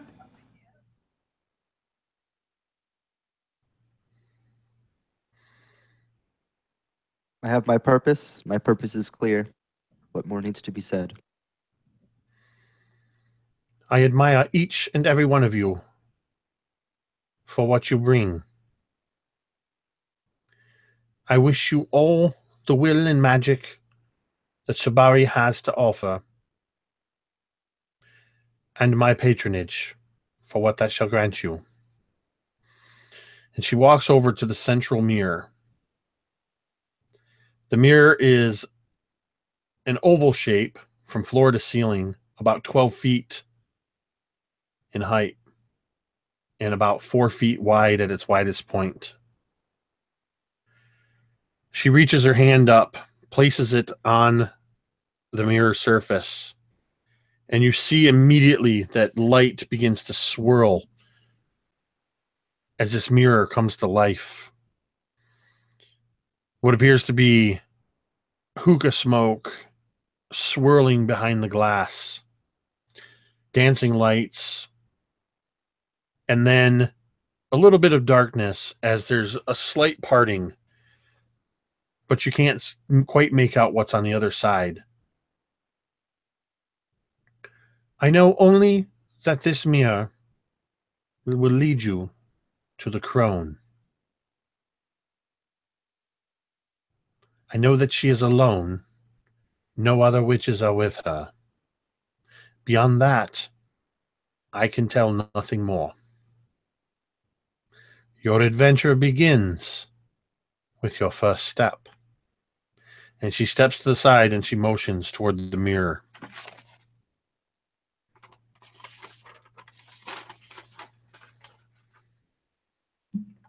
Jabir, with the same confidence that he's held since their victory in the arena, will just begin to walk towards it.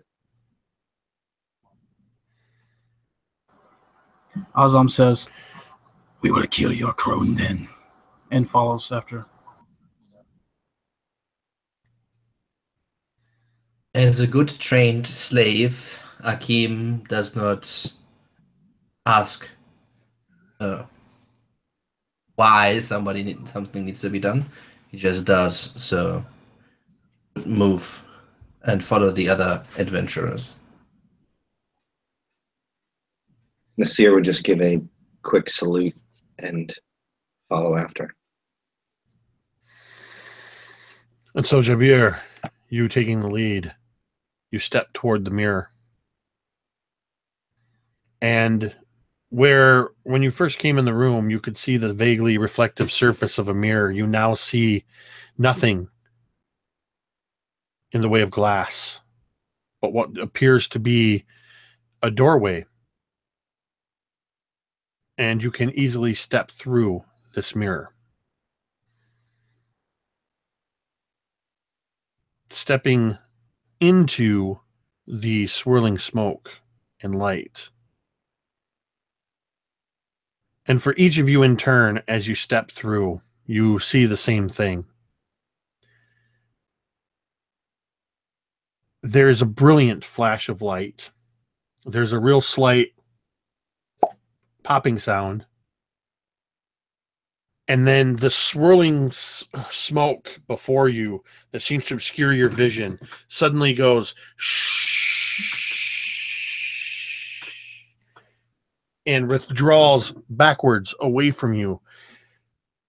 Dozens of yards, hundreds of yards, and further until you can just make out a lighted clearing at the end of what appears to be about a 30-foot wide corridor through very thick forested area. On either side of you, the trees are so thick that passage through them would be impossible without spending weeks hacking through them. You hear a slight whistling sound behind you, and if you were to glance behind you, you see this oval of light that is the portal that you just stepped through. And suddenly, as you hear this whistling sound, the portal, at first it appears as though it's growing smaller, but you realize that's because it is receding further and further away from you until it becomes a mere pinprick of light. And turning back, you can see now that what can't be more than a mile in the distance is this lighted clearing where there appears to be a small hut.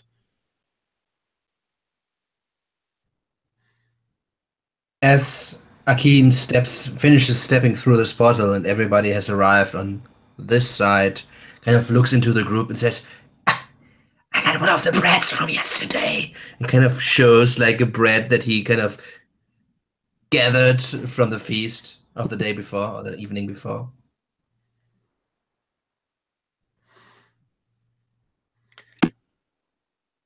And Nasir is he's not comfortable here. He looks around and is fully out of his element. He would kind of size up his companions here to see who looks the most comfortable, and the one loaded up with armor seems to be taking to it just fine. So he looks to him and says, how do I get around in this stuff? I can't even see 5 feet in front of my face.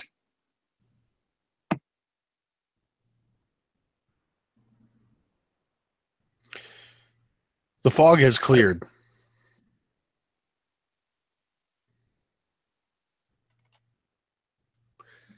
So to kind of set the scene of what you exactly see in front of you, or of trees that seems to extend for who knows how far in the direction you came from as the portal receded, and goes about a mile before you.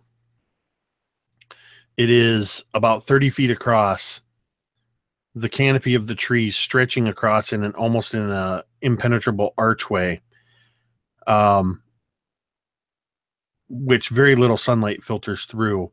You can see there's the passage that you're on is not so much a path as just a less dense area. It's mostly got a lot of ground cover on it, but it seems to be a pretty straight shot through to this cottage in the distance. And the fog has all but receded away.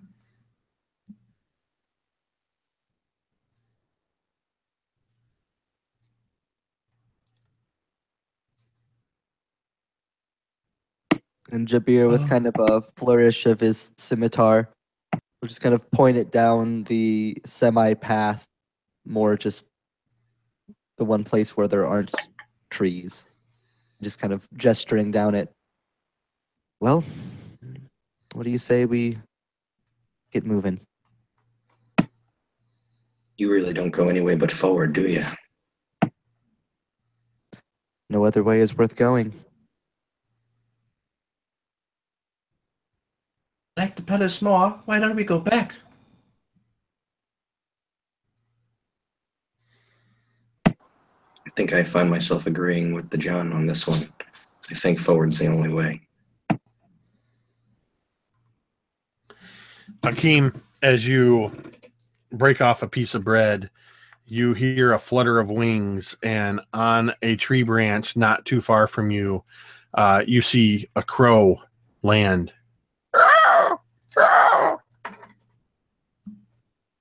Just answering. Just cawing back.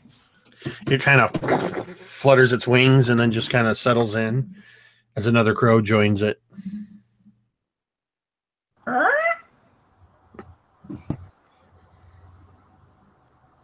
How many does it take till they're considered a murder?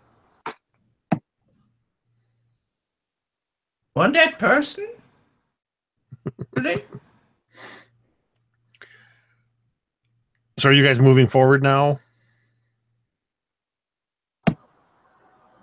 I'd follow Jabir. And I'm sorry, is this these trees? Is it like a jungle or a forest? It would be more like a forest. Okay. They're all pretty much deciduous trees, just very thick trunked and growing very close together. Okay, cool. Yeah, so I would regard Akeem, who is next to me, as the other two have seized the initiative and began moving forward, and I would say to him, I would advise caution, my friends. The forest is treacherous. It will destroy the careless. You would already see Akeem with another vial and like a dagger at one of the trees, wanting to draw some sap. Okay. And kind of then hurry after the other two. It is good we are in such good company, he says as he regards the two taking the lead.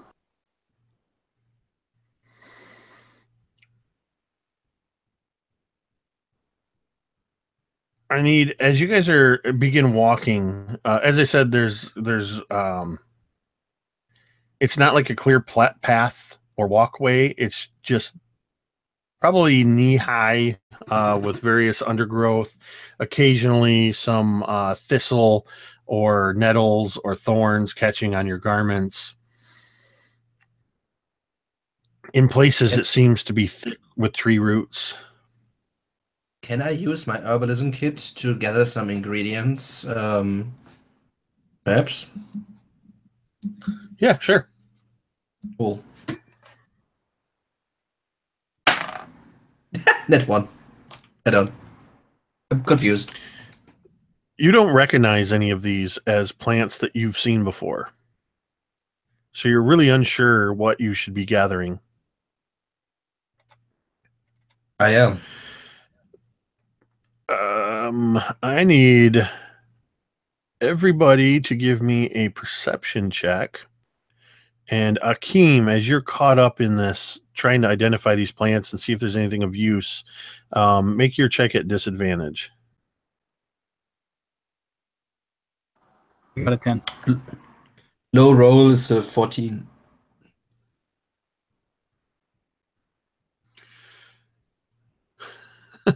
Ironically, Akeem is the only one that notices this.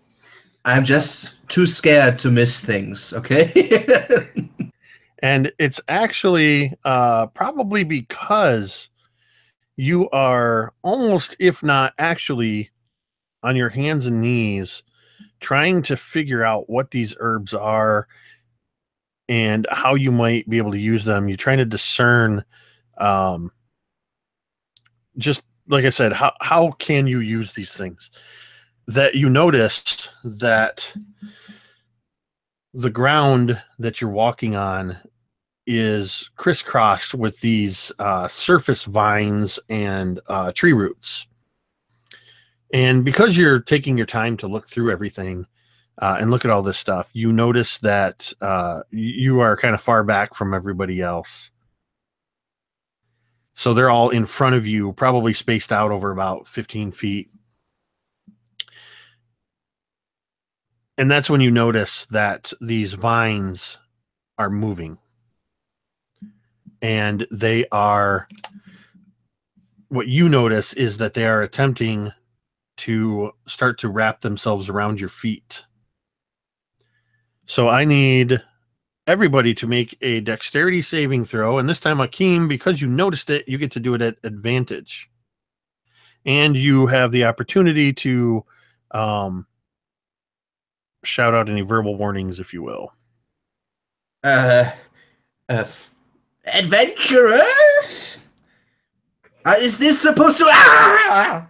And then it just like make a quick jump as I try to move out of one of the slings that kind of formed. I rolled pretty good, 17. So Jabir and Assam and even Akeem all managed to kind of dodge out of the way as these vines are crawling across, trying to grasp onto your legs, and you're maybe kind of doing almost like weird high-step dances to get out of the way of these things as they're covering an area of ground about 30 feet across. And as you're kind of dancing across this way and just dodging out of the way of them, even Nasir, you managed to dodge a few of them. But what you don't see then is the two vines that come down from above, and they drape across you, one of them wrapping itself around your neck and one of them wrapping itself around your legs and lifting you up about 4 feet off the ground as you are completely entangled in this grasping vine. It's got me. What are these things? What are they?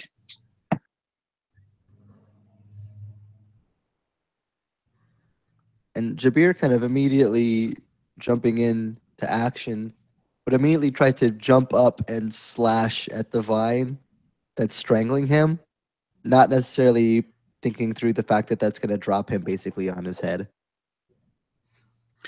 Go ahead and give me a attack roll. It's going to be a pretty low target. I just want to see whether you hit Nasir or not. 12. You are able to slice through one of the vines, and Nasir, you feel the tension around your neck as it loosens, but you're still wrapped by the feet, and you're pulled up another 4 feet, so that now Jabir, where you're standing, his face is probably about parallel with yours as he's upside down.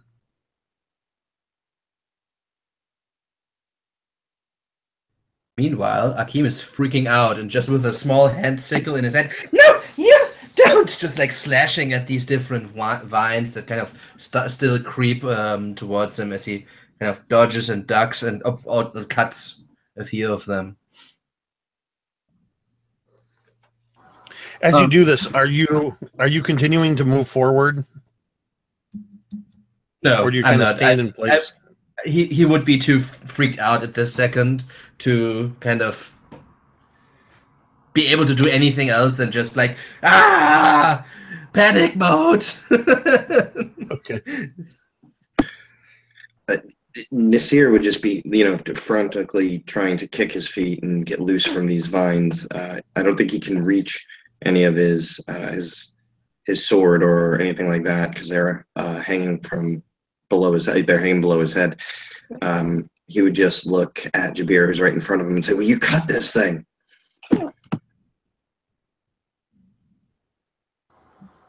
Can I make a nature check to try to see if there's like a trick to these vines? You know, if it's like a special way you got to deal with them. You absolutely can do that. Okay, 7. They, for all intents and purposes, just look like ordinary vines that appear to have taken on a bit of life. So beyond what you might have as standard knowledge about trees and vines, you don't know anything special about them.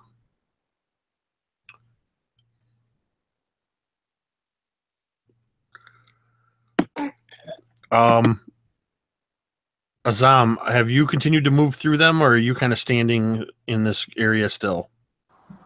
Azam is standing still, watching and calculating and trying to figure out what the best course of action would be at this point. All right. Akeem and Jabir and Assam all need to make dexterity checks again.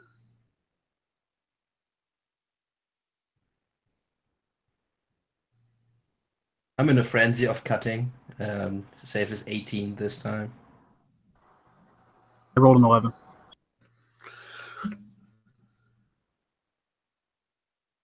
Akeem, you are any vine that comes near you gets cut immediately. You're rapidly finding that vine kindling is piling at your feet as you're hacking and slashing at these. Jabir, you feel the vines trying to get their hold on you, but you're able to kind of step around them and avoid their grasping. I imagine by kind of stepping on some of them as they kind of rise up, almost like a snake. And Assam, you feel a vine rapidly wrap itself around your legs up to your waist, and with a yank, you are pulled prone. And you find yourself being dragged down the path away from your party.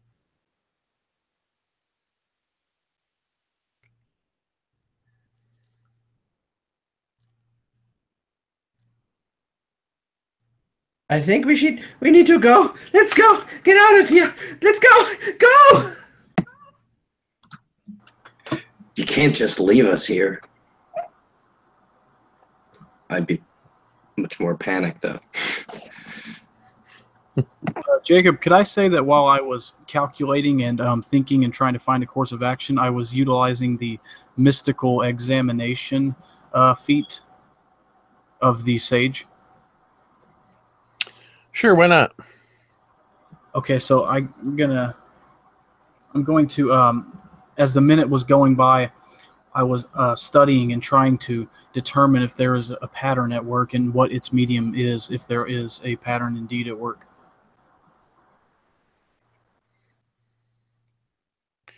This is under the sage. Yep, I believe so. I think it's one of my feats. Yeah, it's there. It's one of my feet. Mystical examinations, his first level feat. And what is it? I'm not finding it. What does it say? It says, starting at first level, you can use your teachings to examine a mystical effect. After 1 minute of studying, you can determine if it is a pattern or what the medium is and if it's minor or major.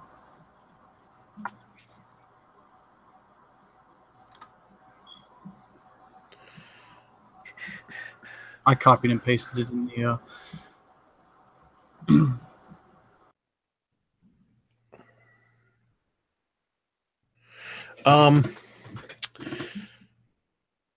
You don't detect any patterns at work here.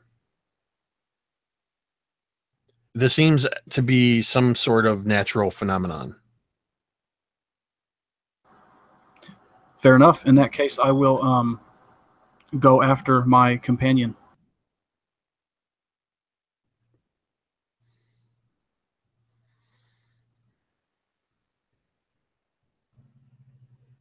Which companion? The one that's being dragged. I'm going to attempt to run and jump onto him and keep him from being pulled. That's actually you. Oh. You were the one being pulled.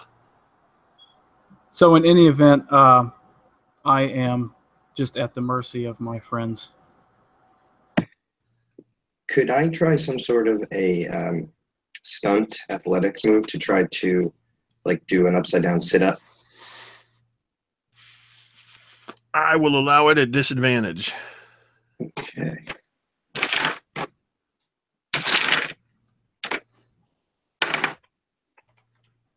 And I'm using athletics, I said. Oh, I'm sorry. Athletics or acrobatics?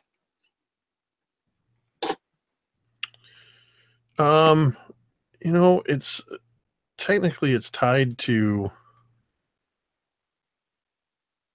acrobatics, I believe. Things are all over the place.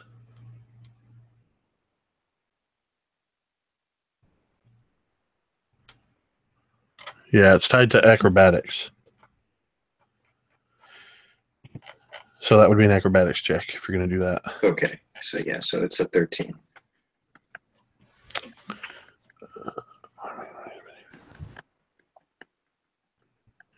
That is actually a success. Okay, so yeah, so I'd have pulled myself up grunting and, ugh, come on. And I'd grab a hold of the vines and just try to basically just, I think at this point, just not be upside down would be an improvement. So you're able to, with that success, you're able to kind of pull yourself up and you're now holding the vines right kind of what would, with this orientation, be above your feet. So you're kind of in this like weird cradle position now.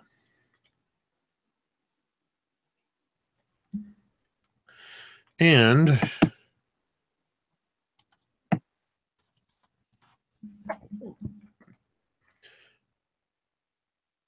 so I had you guys roll initiative in the chat. So that is Assam, you're going to have hold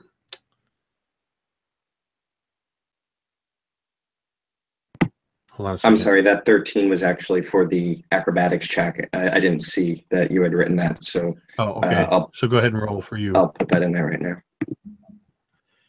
I can roll when it's initiative, apparently. All right.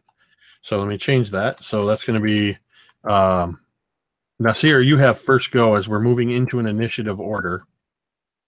You're kind of up in this cradle position.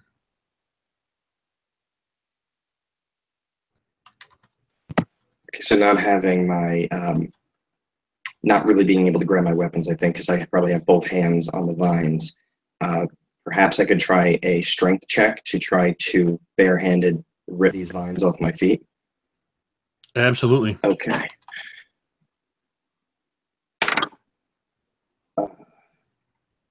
20. Modified. Yeah, absolutely. You find that once you have your hands on it, it tears pretty easily. You just kind of brute force, and you do, unfortunately, fall and take 5 points of bludgeoning damage from the drop. So as you land hard kind of on your lower back. Yeah, so I just like, I'm like, oh, yes. And just hit the ground and just kind of roll over a little bit. Oh, man. And just try to get to my feet. All right. Assam, you are being dragged away from your party in the direction of where this hut is. And you find yourself dragged about probably about 15 feet. And you find that you are being dragged to the base of a tree. And you can see the branches of this tree are moving a little bit. Not as if blown by the wind. In an unnatural way, the branches of this tree are swinging around. What would you like to do? I would pull a dagger from my waist and attempt to cut at the vines where they're pulling me. All right. Go ahead and do it. I mean, it's technically like an attack using... Yeah, just do it like an attack.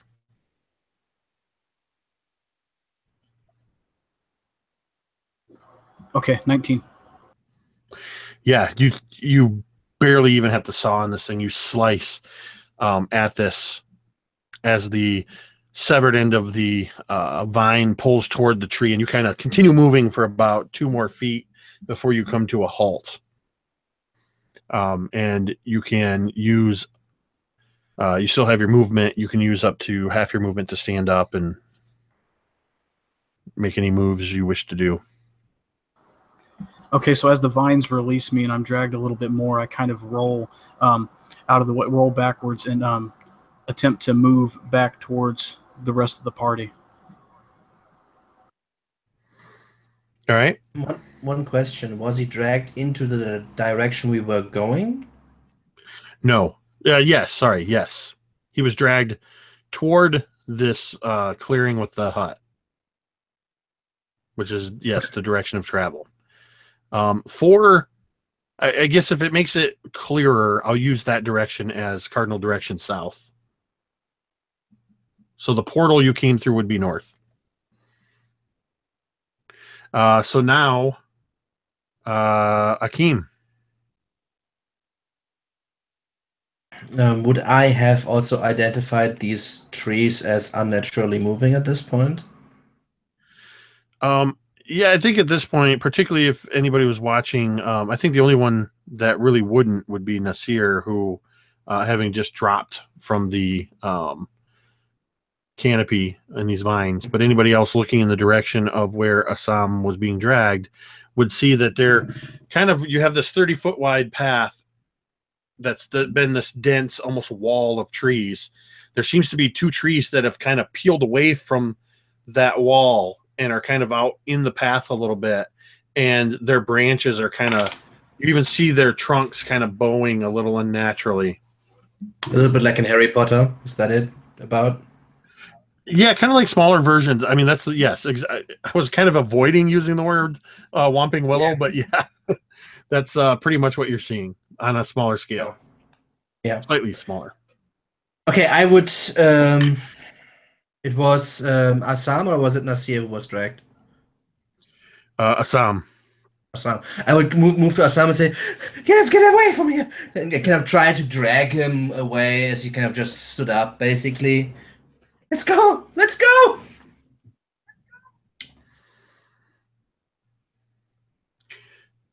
All right, Jabir.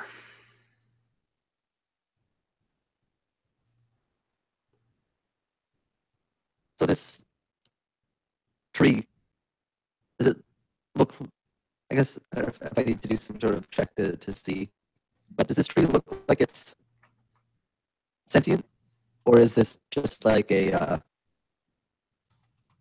like, is it being animated by magic, or is it actually like alive and something that we can?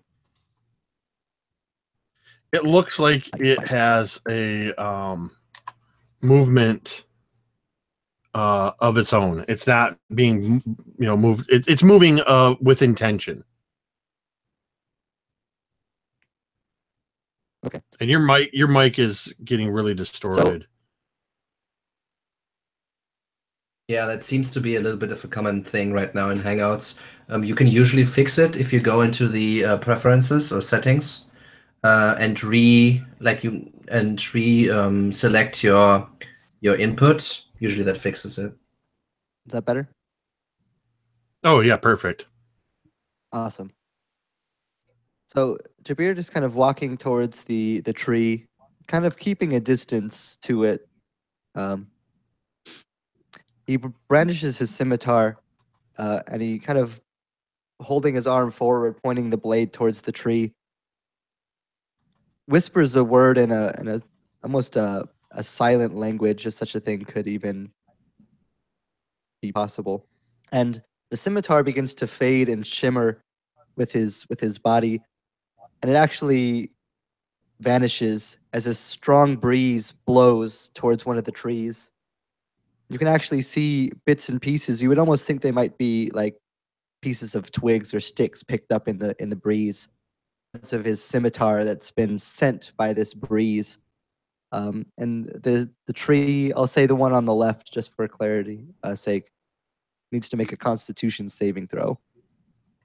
As his sword blade is carried on the winds. It's the first time since I've been playing D&D, I've heard someone say the tree needs to make a Constitution saving throw.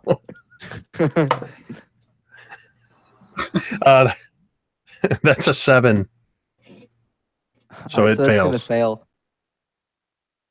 So it's going to be 11 slashing damage as these shards of the blade are just carried by the wind, whipping around through the trees, almost like shards of ice or blades carried by a tornado. I kind of whip around, cutting through into the bark, digging these big, deep gashes. And then as the wind kind of whirls back around, kind of surrounding him, swirling around his feet, coming back up around him, reforming into his blade, back into his hand. That was pretty badass. Yeah, you see, as you do that, you see pieces of bark just slicing away, and you can see that lighter colored wood of the tree, freshly exposed wood underneath, like arboreal flesh, as you've cut into this tree, dealing it a fair amount of damage. And the tree, how far away were you from that tree when you did this? Depending on how far away I started from it, I would have kept probably about a 30-foot leash onto it. Okay.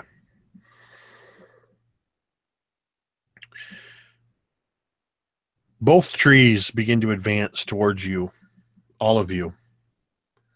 The one on the left that you attacked, Jabir, moves pretty fast for a tree, but not as fast as a humanoid can move, as it seems to just undulate its roots, grasping forward and dragging itself and swinging its massive bulk. The one on the right moves itself forward, closing the distance on Akeem and Assam. And it is going to, let's see, even odd. It is going to suddenly, a big chunk of its trunk with a big bow comes swinging down at Akeem. That's an 11 to hit. No, I have 20 AC now. I was going to say, you're jacked up on all kinds of armor. It's probably not going to do anything. You maybe stumble a little bit as it clatters against your armor and maybe kind of jars you a little bit, but you surprisingly don't feel hurt. Emotionally, I feel hurt. That's going to take us back to Nasir. So Nasir's just rolling up to his feet. I'm not sure if he was able to get to his feet last turn or not, but actually, I guess that will matter. I would have at least used my. Oh no, sorry, mistake. My bad. Would he be standing or prone at this point? I think I had mentioned that you could have used, half of your movement to stand. So, okay. So yeah, you can stand if you wish to be. Okay, so yeah, I didn't notice these trees before, but when they started moving towards my friends, I think I would have noticed that. And seeing Akeem get attacked, I would pull off my sword and shield instinctively and try to get as close as I can and try to put my shield between him and the tree. And with a hesitating swing, not really sure how to attack a tree, I would swing with my longsword. It was an axe. I don't have one of those, unfortunately. You were going for the right tree, the one that was going after Akeem and Assam, or the one that was on the left going towards Jabir? I think he would go to try to protect Akeem, who just got attacked. Okay. And you go ahead and roll an attack. 15 plus 5, 20. Turns out the AC on a tree is fairly low, so you hit the tree. Yeah, and I think it would just be like a less effective version of what Jabir was doing with his scimitar. So this is kind of sort of a longer sword with a slight curve at the end, so it just kind of thunks in once, and I try to pull it back out. Yeah, it grabs for a second, but you also peel some bark away and reveal some of that fleshy wood beneath. What was the damage? Damage is 10. All right. Assam. Where's burning hands when you need it? So, yeah, Azam, he waves his arms around his body, and he mutters an incantation, al-qadim, as this swirling sand begins to form around him. And mechanically, this is my racial feat, one of my racial feats. Well, it's like a racial skill called divine, or I'm sorry, punishing decree. I could put that in there. Sounds Got it. ominous. I'm intrigued.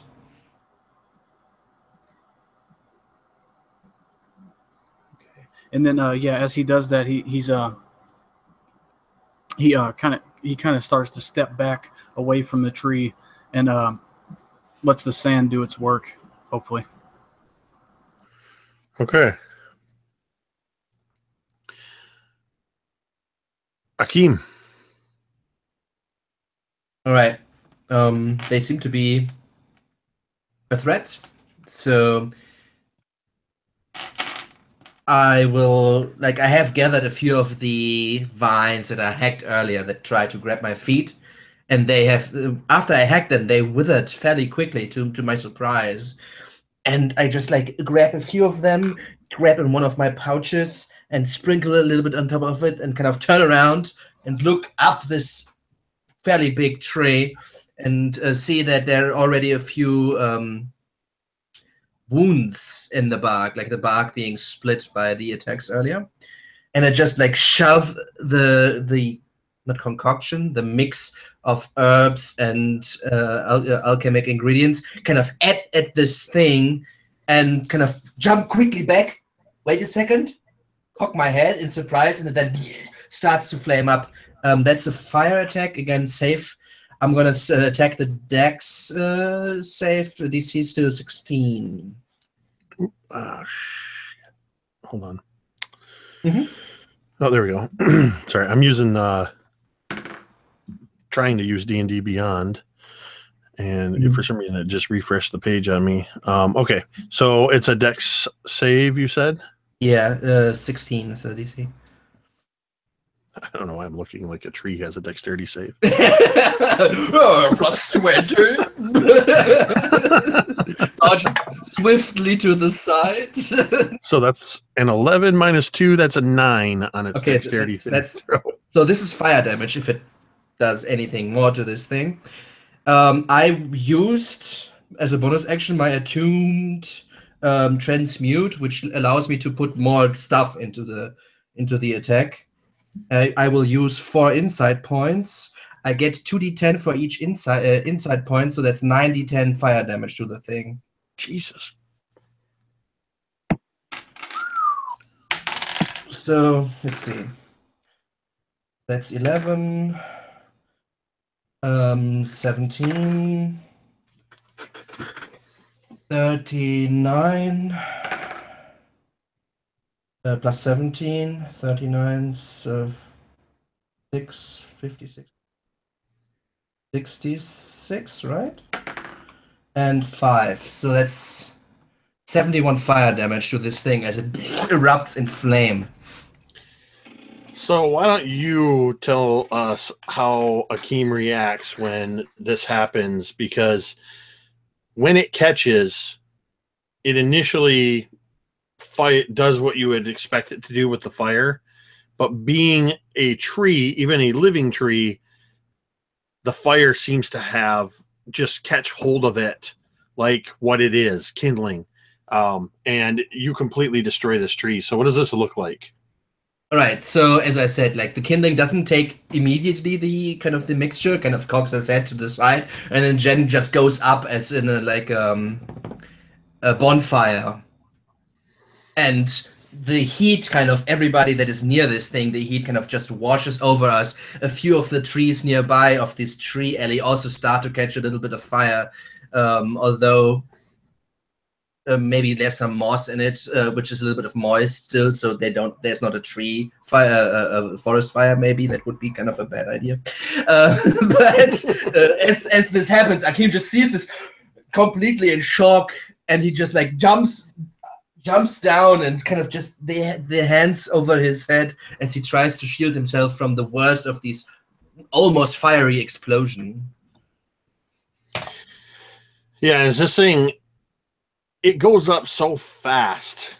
It bursts into fire so quickly that it parts of it, in particular the main trunk of it, remain almost like just an ashen husk, as the rest of the branches, they continue this motion for a moment, just to kind of like moving, and then it almost like smoke dissipating, it just breaks apart into ash. It burns so hot and so fast, it didn't even have time to continue burning and spread to the rest of the forest. Fantastic. That was a ridiculous attack. So seeing this inferno erupt from our little armored friend Akeem, Jabir, what are you going to do? I imagine that, like, Jabir has been pretty, like, stone cold focused so far, basically since minute one. But I imagine this would be the one time where he kind of gets pulled out of his razor focus, and just kind of hearing this eruption coming from the other direction that he's facing, just almost can't help but stop and turn around and watch this explosion that just basically come out, and just kind of look in kind of surprise, like an impressed surprise that this even happened the way that it happened, and just kind of like look over and just like in shock, basically. Being pulled from the moment, kind of realizing that, you know, there's still more to do, pulls himself back in, begins to close the distance towards the tree that's already made his way towards him. Is a 13 going to hit a tree? 13 is going to hit the tree. Be 11 slashing damage then, as Jabir actually like uses the kind of edge of the roots of the tree as kind of a springboard, like jumping up one side of the root, using his other foot to kind of push himself upwards, and then kind of use a scimitar and gravity to kind of slide down and slash, just trying to cut into whatever he can of this bark frame that the tree has. Yeah, you rip away some more bark, exposing a big section, and you see it begin to bleed sap. And in almost immediate reaction, a big bough swings around and slams into you with a 23. You're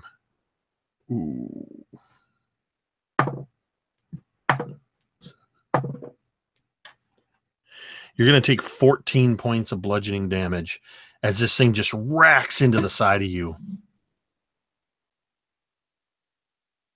Is that equal to or more than half of your hit points? That is 1 point short of half, so not quite. Oh, okay. Just short of a wound. I could roll another die here. And I'm just kidding. No, that was a pretty solid hit on Jabir there in retaliation. The other tree is ash, so Nasir.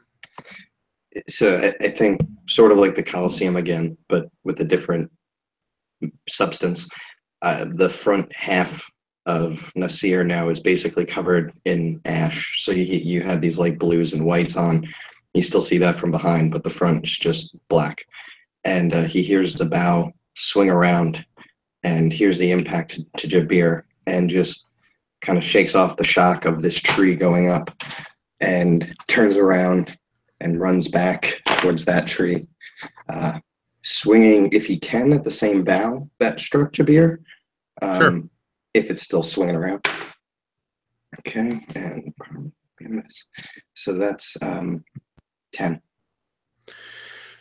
You swing at it, but misjudge its speed as it returns from hitting Jabir and just moves out of the path of your sword. I'm just going to point out a tree just moved faster than you anticipated. I know. I got outmaneuvered by a tree. So I think Nasir is kind of like, oh, I missed that tree. just kind of the swing continues to the ground, And he basically, almost looked like a goofy kind of almost stumble because he swung too hard, expecting to hit something and didn't. To be fair, in Paristan Reef in Subari, how many trees have you actually seen? That's true. I don't know how wily they can be. For all you know, this is normal tree behavior. Akeem. Or no, sorry. Assam. Azam eyes the vapors that are radiating from Akeem's attack, and he traces his hands in the air, seemingly at random, tracing some sort of glyph or pattern as he utters the words, and then the vapors kind of go into the ground towards the other tree, like down to penetrating the earth and into its roots, potentially acting as sort of like hopefully a makeshift weed killer. And what is this you're using? This is my flash, my vapor flash, poisoned air.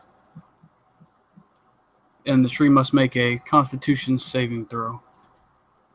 Again.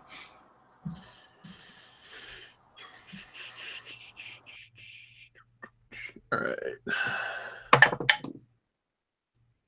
That is a 14 on the die, so a 16 on its con save.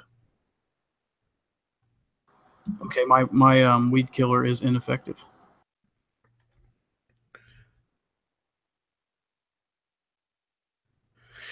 Yeah, it does. It just, whatever's in the soil, whatever this tree is, it just seems unaffected by your pattern magic. Now, Akeem. All right, still with the hands above the head, kind of looks back and just sees the remains of the incinerated tree kind of crumple in it itself, as the structure can't protect, can't keep its own weight up any longer. And kind of looks around, realizes there's still another tree, kind of stands up, kind of looks around, grabs small stone from the ground as he stands up and uses it with a sling to kind of knock it. Surprise the tree with a stone. 14 AC. That's going to hit. I'm gonna do terrible damage to this tree with this stone. 5 points. You just went from like 66 damage to one tree to 5 damage on the other tree. Well, he actually did 144 points of damage to that. See, I just stopped listening after 66. But this time he only did 2 points of damage as the stone bounces off of the tree and knocks one little tiny like shoot, like a blossom, like a twig, like a very new twig, just like nicks it. Exactly. I gotcha. And the stone kind of bounces off, and this twig just kind of falls past you, Jabir, as it's your turn. All right, so that will be 15 to hit, which will hit. Yep. It's going to be 9 total slashing damage as he just kind of continues to kind of whirl around the base of this tree, trying hopefully not to get hit another time, but is still going to stay closed in, slashing at it. As it was swinging towards you, that black and yellow die hesitated on the circular at 20 and then rolled 2 more times to land on a 6. So I'm going to assume a 12 does not hit you. 12 does not hit. So this other bough seems to come out of nowhere, but it misjudges your position and just swings over your head, completely missing you. Nasir, the tree looks like it's taken a fair amount of damage.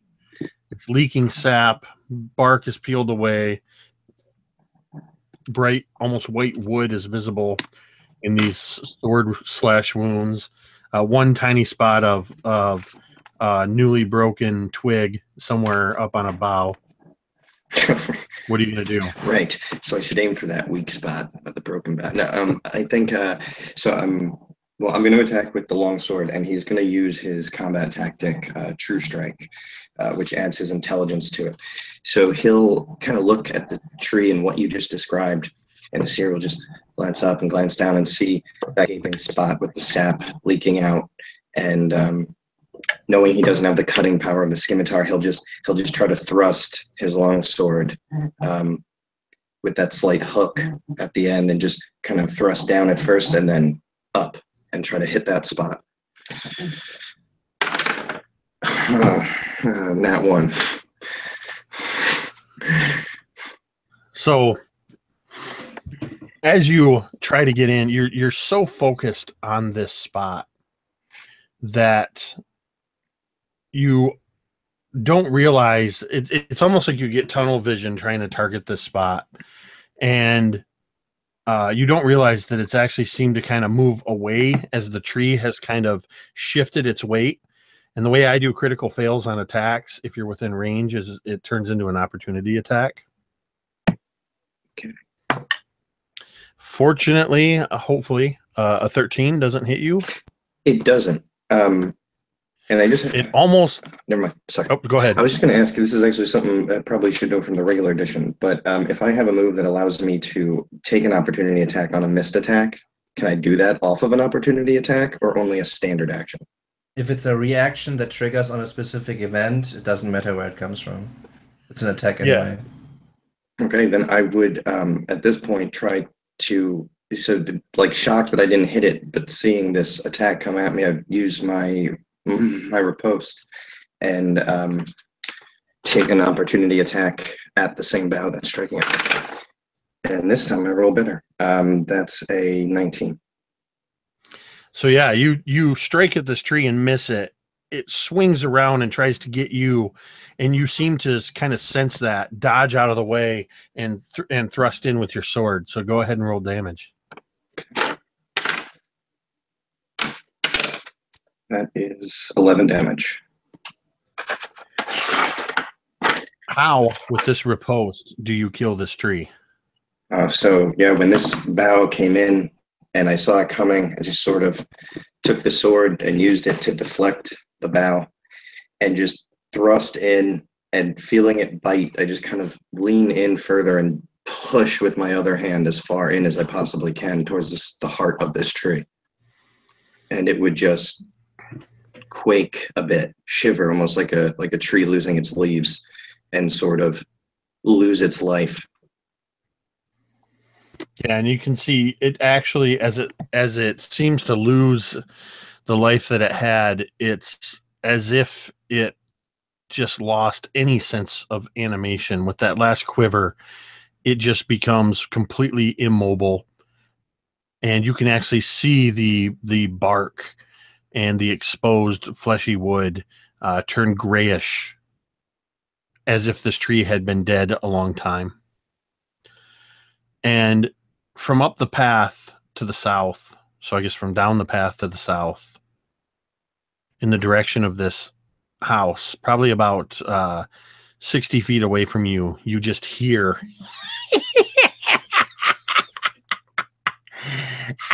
You're wilier than I thought!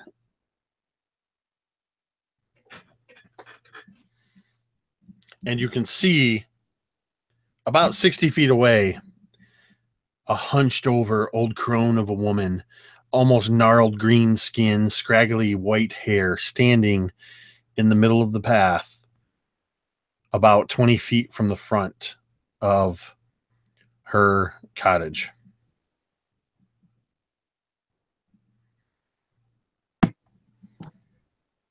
Nasir would look to the others and kind of just like remembering that again he's covered in the corpse of something else. He kind of wipes his brow, but it basically does nothing. So now he's completely ashen with this one stripe of clean skin on his forehead. He just says, I think I don't know. We're just going to have to jump right into this one. She's not going to let us walk away from here. Nor do we want to walk. That's the target after all. If there's any direction we're going, as always, it should be forward. But can you keep going? You look a bit hurt. I'll be fine. Don't worry about me.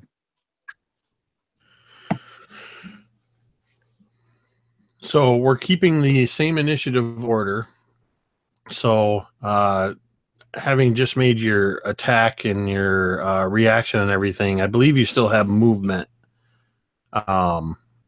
Nasir. Oh yeah. So I having acknowledged this is where we're going, I would just basically leave my sword and shield out. I'm sorry, I would put my sword but leave my shield out and take my spear from its kind of loose wrappings of fabric that holds it in its angular position behind my back.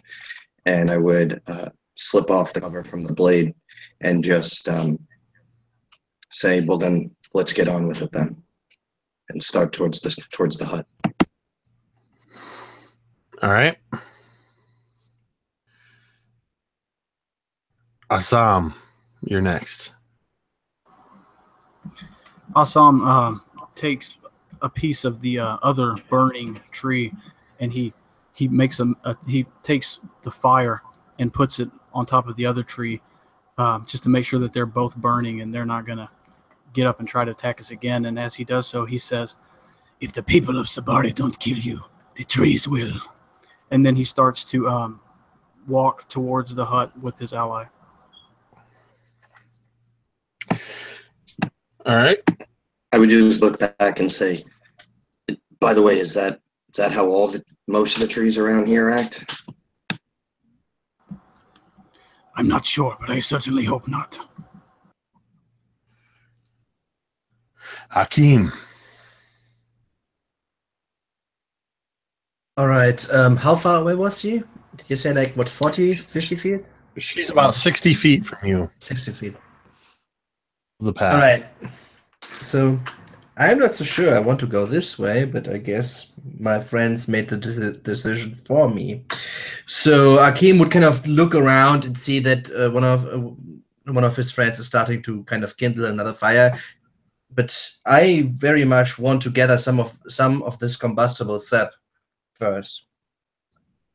So Akeem moves over and kind of starts to quickly before the corpse of the tree catches fire completely, and kind of grabs a few of the ingredients of the tree, like a little bit of the sap, of the bark, and so on and so forth.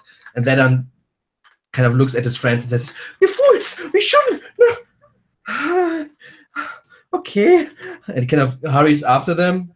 Just a move action, though. I don't really want to be in melee with her yet.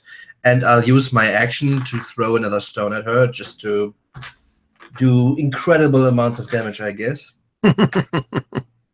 But miss. How bad was the roll? 9 total. Yeah, definitely a miss. So apparently if you touch your scroll bar on D&D Beyond, it goes home. Cool. I'm finding it to be troublesome on some of these things. Okay. Yeah, you missed that by a mile. Okay. And that's going to be Jabir. Jabir just begins just sprinting straight towards this witch, this creature, with everything that he has. I'm just gonna move and use my action to dash, basically to close right up in her face. And you just charge. She's 60 feet away from you. And about 20 feet away from the trees, as you're just sprinting to the south.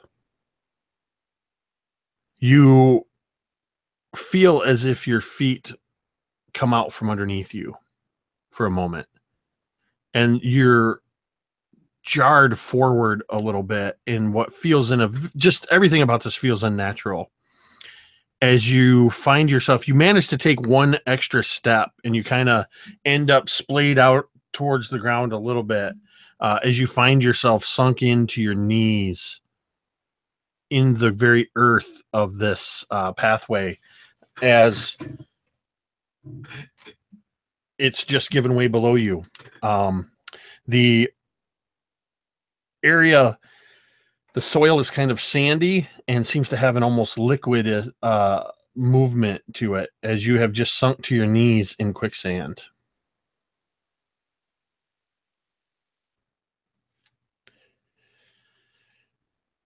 And because that happened at 20 feet, you did not actually burn that dash action.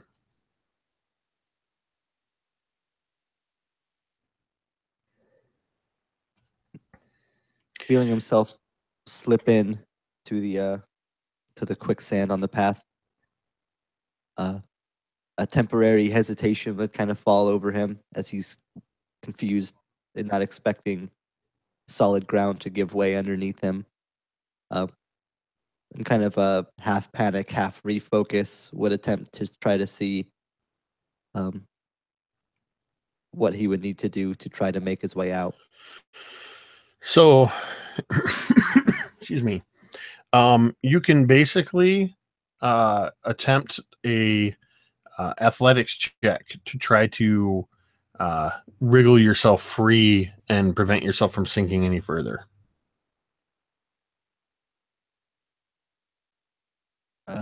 I did so, and I rolled a 4. So that does not free yourself. Actually, I do have. I have a bonus action that I'm going to use here. Actually, can I see about how much worth of quicksand there is in front of me? Like, is it just quicksand all the way down to the witch, or is it kind of seem like it's kind of condensed in a patch? Give me a survival check with advantage. With advantage, that is a 14. You can't tell how far. You can see that it extends at least 10 feet past where you are. Okay. I'm going to use one of my racial features then that I picked up as a Jan. And just Jabir just kind of, as he's sinking, he tries to kind of struggle to get free, and it kind of, as quicksand does, just kind of grabs hold of him even more. And kind of his eyes kind of open wide with the realization, and kind of a big wave of the heat shimmer just kind of waves across his body as he just disappears into smoke. And the smoke kind of descends down 30 feet in front of him towards this witch. I'm going to use my racial feature that allows me once per rest to basically Misty Step. So teleport 30 feet. I'm just going to teleport 30 feet towards the witch and hope that there's not enough quicksand to get in my way. You do so, and you find yourself, as you reincorporate, to be standing about 10 feet from this witch. And you find that you are standing on solid ground, but you can feel just a little bit of give at your heels. Like you probably just stepped through to the very edge of this field of quicksand.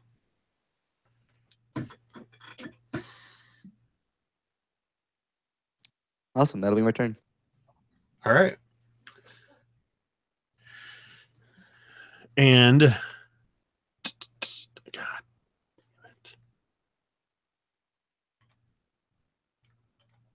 All right. Standing in front of you, though, you don't see a witch.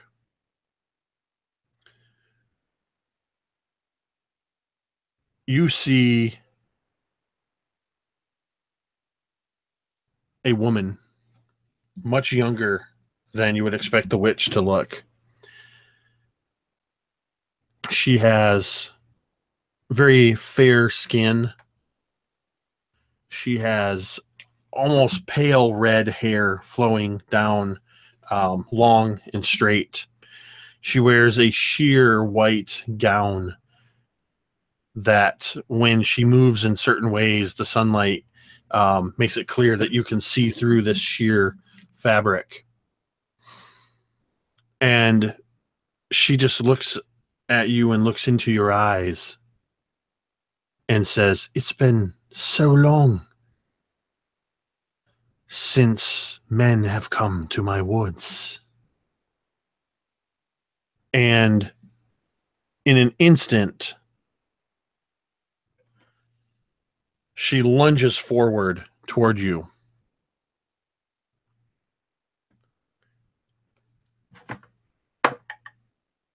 Does an 18 hit you? Absolutely, yes. As she lunges towards you, you feel what just feels like several tiny blades piercing into your abdomen on either side.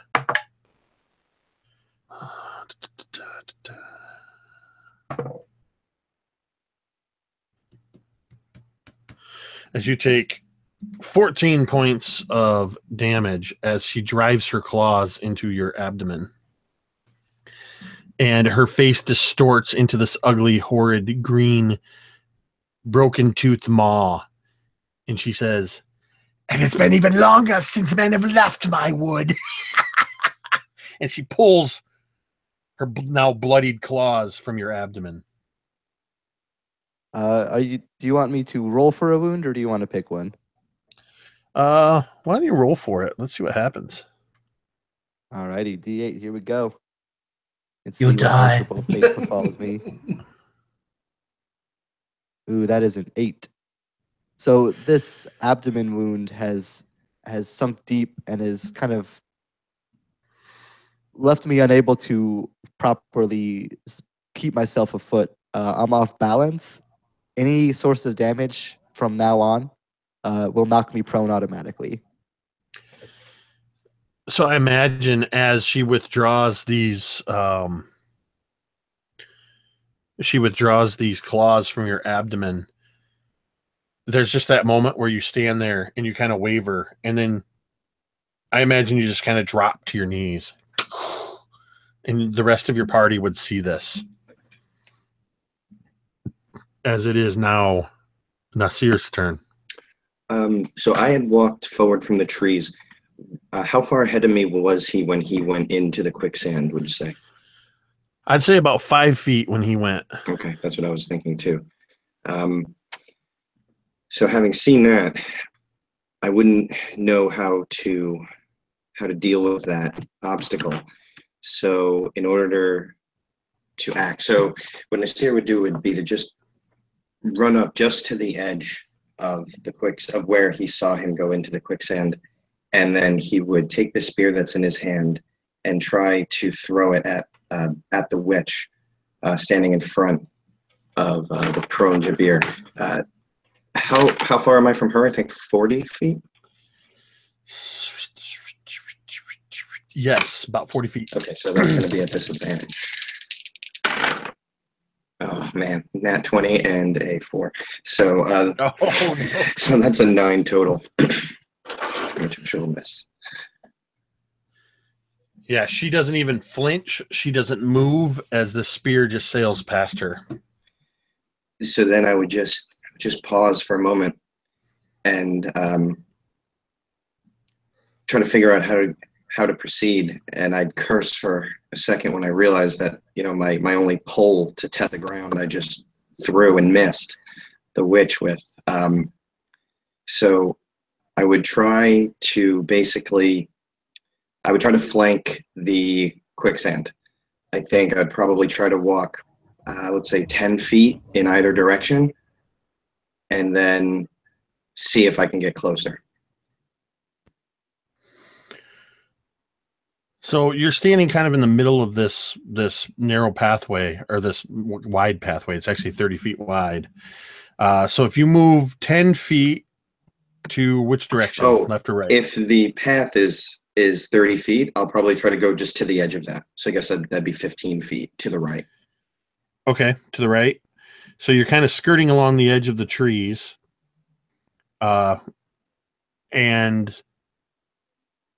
you're going to take a step forward. Yes. You take a step forward,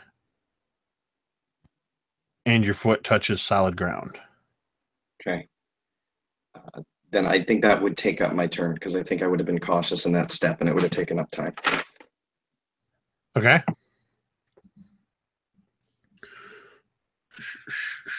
Azam.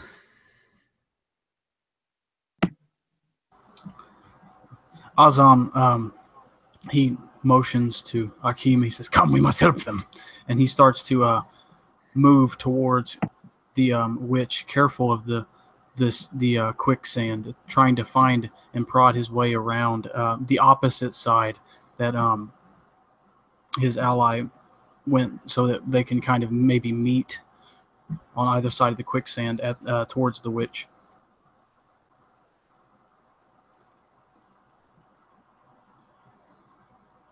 I'm sorry, can you repeat that? Just that last part. You're doing what now? Yeah, I'm going to try to walk around the quicksand, the opposite side. Okay. Yeah, and same thing. As you move around the side, you have to move about 15 feet to get to the edge. And you find that at least right up near the edge of the woods, the ground appears to be firm.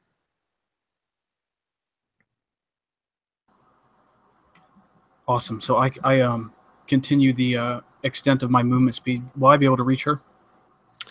It's about 15 feet over.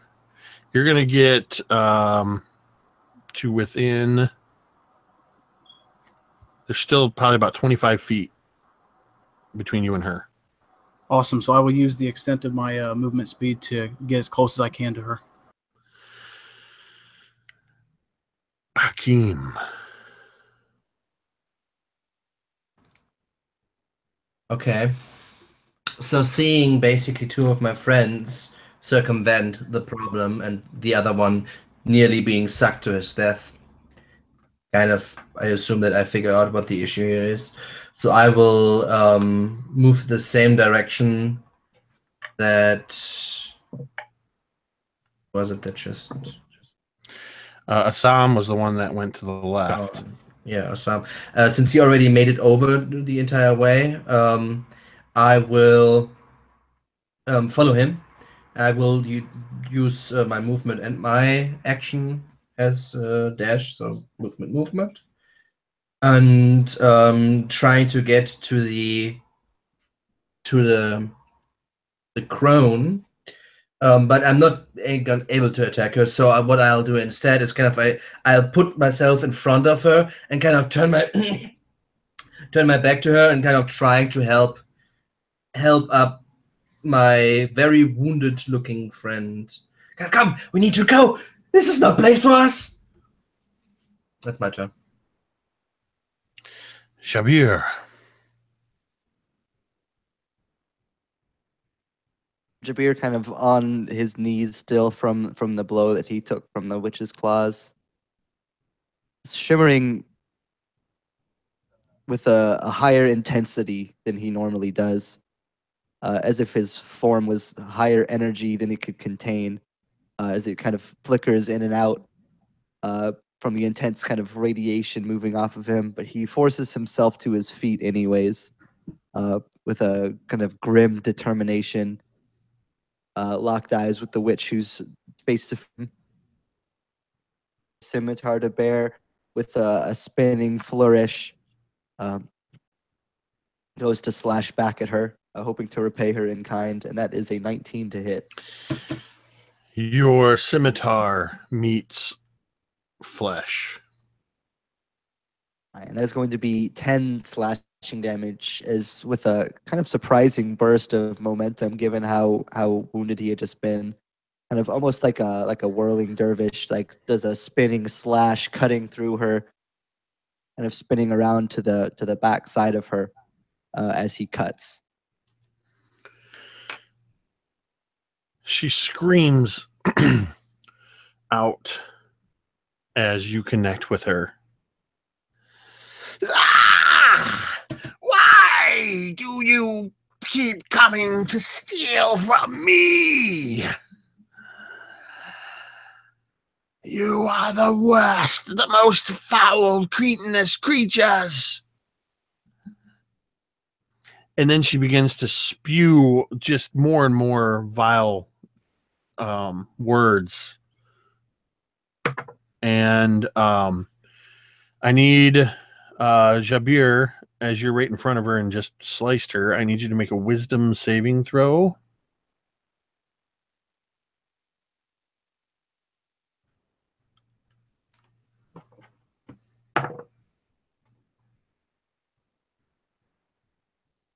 That is a 14 wisdom saving throw. You can tell that she's uttering these words that are getting darker and more unintelligible, that she is, you can feel the words like trying to penetrate into your mind, but your mind is too strong and you repel whatever attack she just tried to make on you. Nasir. So Nasir, having felt the firm ground in front of him, would just take off now, running, shield in front, pulling his longsword out as he ran. Does he reach her?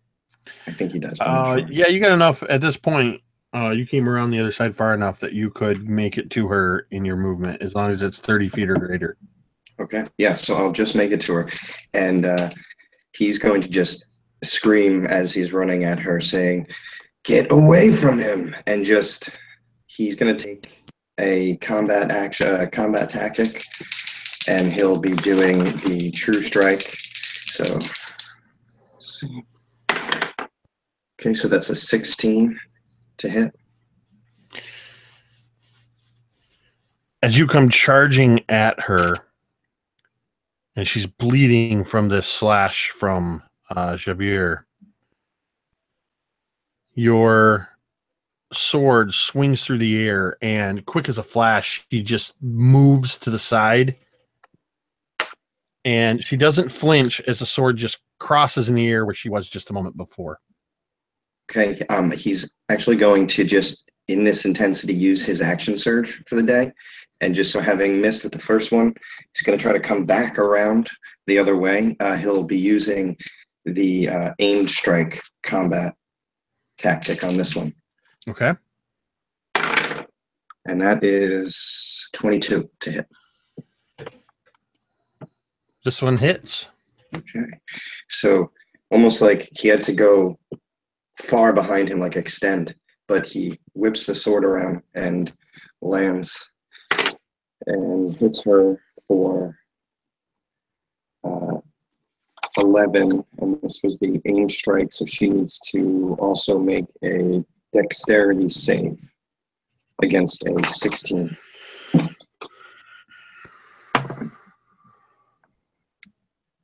Fail. Okay, so she takes a heavy wound of my choice, and I will give her the shock condition. So I think she was almost too clever by half. She had me and just totally got away from me, but my sword came back around and surprised her, and not only sank into her shoulder, but just she was already moving to the next target and ripped her back to me, shocking her. Excellent. Fantastic. So shock is just make a Constitution saving throw, DC 15 at the start of her turn. Oh, start of her turn. Okay, sorry. Yep. So that's going to be Assam. Azam closes his eyes and starts to trying to divine a pattern. He's trying to make precise calculations and get it just right. And as the mechanics say for this, I can I can spend my action on several rounds to make divination easier. It adds a +1 to it in sequence, I think. Yeah, for each round that you do it. Yep. So I'm going to take this round to add a +1 to my next divination check. Okay.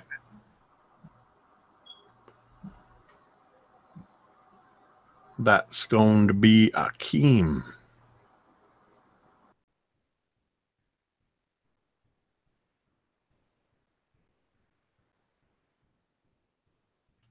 You're muted. Okay, so sorry. I want to explain like mechanically what's happening here. So I have a class feature which lets me use bonus action to check if I can do like again what I did earlier. If I can do more, right? It's a DC 15 check. I did make that check with 21, I think it was. I rolled a 17. Now here comes the broken part. Since 140 damage in one round isn't broken enough, please make a dexterity saving throw, DC 16. 7. Right. See, she is now paralyzed for 1 minute, and if you really want to make this that she doesn't get any saves at the end of her round, she's now paralyzed for 10 rounds. And she also takes 10 fire damage. This takes how much fire damage? 10 points. But that's not the point, right? I mean, the paralyzation thing is just... What was this feature? Yeah, so basically, if I do my class thing, right, I can choose what I want to add. I can choose damage. I can choose healing. Transmutation. Exactly. I can choose healing. I can choose range, or I can choose conditions. And depending on what condition, I need to use more or less points, basically, right? And for first level points, I can use something like blind, what I did in the fight earlier. For 2 level points, I can use stuff like frightened or grappled or incapacitated. For 4 points, which I can use with the feature I used before, I can use stuff like invisible, paralyzed, petrified, restrained, unconscious. And it says the base length of this condition is 1 minute, increasing the time. So if I use more, I can make it even last 101 days. So theoretically, I could stun a person for 101 days, and there's nothing they can do about it. That's how it's worded. I think that's ridiculous, but that's how it's worded. You can copy paste the entire thing if you want. Yeah, I just found it. I found the conditions. It's the transmutation feature. Yeah, it's the last paragraph. That's the length. That's what we're talking about primarily, right? The effect in itself is like, yeah, kind of. 4 is a lot of points, right? So that's kind of okay. But the base length of the condition is 1 minute. Increase the time to 10 minutes, 1 hour, 101 days, if I add more points, basically, right? But 1 minute is the baseline. That's what it says. And I also can remove stuff, but that's not the point right now. At the time is the point. And how if you read it by word, it's just like, okay, it happens for 1 minute. But this would also mean like invisibility you would stay invisible, for instance, right? Because you're just invisible. It doesn't matter if you attack or not or whatever, right? So that's what I mean with wording. Yeah. I think it's ridiculous. I think she should have like at the end of a following round, that's always worded in D&D at least, right? Otherwise, this is like a little bit stupid. Yeah, there should be saves in there. Right, but it isn't worded that way. That's what I meant earlier in the first fight. No, that's fine. That's fine. So we're going to roll with it. Just roll with it, as we say. Okay. I'm just double checking. So, and I mean, paralyzed is stupid, right? She can't do anything, and she gets hit with advantage and auto crit from any melee attack, and that's 10 rounds. 1 minute is 10 rounds. So that's well, with the use of that feature, So what I would do, like cinematically, this was just mechanics, but since we're testing this, I wanted to kind of make sure that. Yep. Okay. So what I would use. I'm on board. I'm on board with it. That's how it's written, and that's how we're rolling with it. Okay. So I would kind of grab a dagger, although this dagger doesn't look like a regular dagger. It looks almost like a miniature rapier, so more like a needle almost. And I would stab her with that needle. and on top of the needle there's like a compound that as it gets released into her body, she starts to kind of, her muscles start to spasm for a second and then kind of just freeze.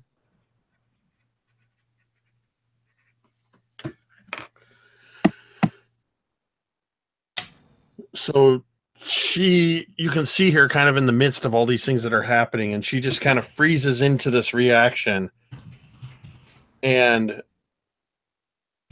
is just held immobile. She, I imagine her eyes just kind of flicking a little bit, but she cannot move her body.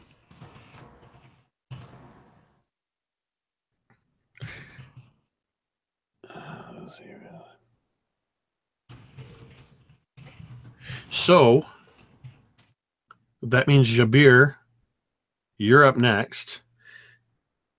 And yeah, any attacks have advantage. And auto crit if they're melee. And auto crit on a hit, so. All right, well, here we go then. All right, and with advantage, that's going to be a mod 21, which seems like So that that's will an do it. auto crit. All righty. With the from the paralysis, that means I get my sneak attack bonus, which is also then doubled because it's a crit. So this is going to hurt.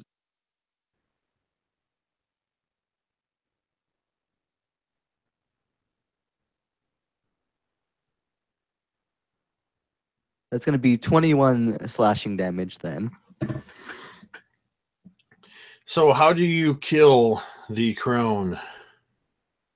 So once Jabir sees her freeze, just kind of a sly grin kind of slides across his face, almost distorted by the shimmering effect into this kind of twisted, sickly grimace. And he just leans forward, kind of eyeing her chest, kind of just above the center, where her heart would be, knowing that's what we're going for. And he just leans in with his scimitar and just says, "This isn't going to feel good." As he just slides the point of the scimitar just straight above her heart, and just without even killing her first, just begins to cut around where her heart would be, trying to open a space for them to remove it. And given her paralyzed condition, there's no resistance from her whatsoever. As you just basically carve out this section of her chest, slicing and breaking through her ribs and sternum, and just splitting open a section as you pull your blade out. The flesh peeling away, flesh and bone, revealing a blackened heart that you can actually see as it and just kind of oozes just gore from it as it just goes and stops beating. So she's dead. You're effectively out of combat. So narratively, go ahead and continue. Well, I just want to say that you just Temple of Doomed that witch, and it was awesome. As he kind of catches her body to keep it from falling after she dies, just kind of looks over him, given that he's the one with all these materials that he's storing somewhere, and just says, like pointing to the open cavity in her chest, just,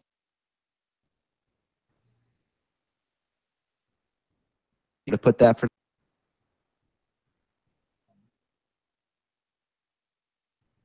Mukto demi kalima. Kalima. Mukto demi kalima.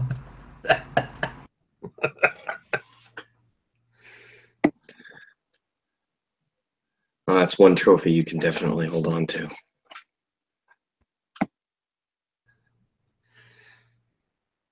So did you actually pull the heart out, Akeem? I think that, Jeff, you kind of cut out, at least for me. So it sounded like you were kind of throwing it to Akeem. Yeah, I was saying he's all the different alchemist jars and stuff. So I was kind of tossing it over to see if you have somewhere to put this for now. Just like getting a pouch, you put it into the pouch, and then also like a jar, put it in there. And I would assume that I have maybe some, I don't know, alcoholic solution or something that would conserve it. Be careful. And go ahead. Oh no, Or was that it? You were Azam was just saying. yeah. Be careful with it. Yes. And as you place it in this solution, there's a rustle of breeze and wind through this wooded area you are in. The light suddenly, as if clouds are parting, and it's actually the boughs of the trees above seem to kind of part a little bit, and sunlight comes in. All the shadow and darkness seems to be chased away. Ominous cottage seems to turn to just an ordinary looking cottage in a clearing in the woods. And the direction you came is a just short grass pathway that leads off in the distance you came. It's no longer crowded with overgrown shrubbery or anything like that. And you can hear a kind of rush from the end of this long path that you came down. And this circle of light, this oval of light kind of goes until it appears about 20 feet away from you. And it appears to be the portal through which you came. Cool. This would be one time going forward would be pleasant. Let's do that. Agreed. It is done then. Let us be on our way. Okay. So you're going through the portal? Indeed. Sounds Again, good to me. just grabbing my spear and walking off. So As you, just in case, not moving in the quicksand. At least I don't. Yes, definitely no. the portal actually would be on this side of where the quicksand was. Though the terrain seems to have changed to just short grass. Though I understand you not wanting to take chances. No, I'm scared.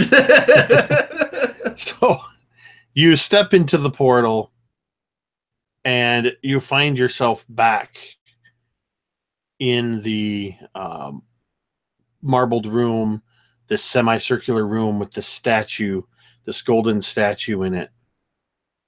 And though it's only been probably a half hour since you stepped through, if that. You find yourself back in the marbled area, and nobody's in there when you step into the room. And then the doors open, and the princess comes in a hurry. You have returned, finally. Why have you been gone so long? Was it difficult? Finally, Did you succeed? I mean, I know you're used to being served on hand and foot, but you have. We were. It took 5 minutes. Truly, with all due respect, my lady, has it been that long? It has been 33 days since you stepped through the portal. What? After the first week, I feared you wouldn't return. It was but perhaps 30 minutes for us. An hour tops. Did you succeed? It is done. She takes a step closer towards you. Where is it? I must see it.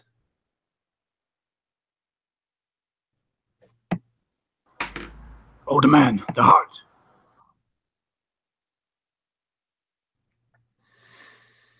She eagerly grabs the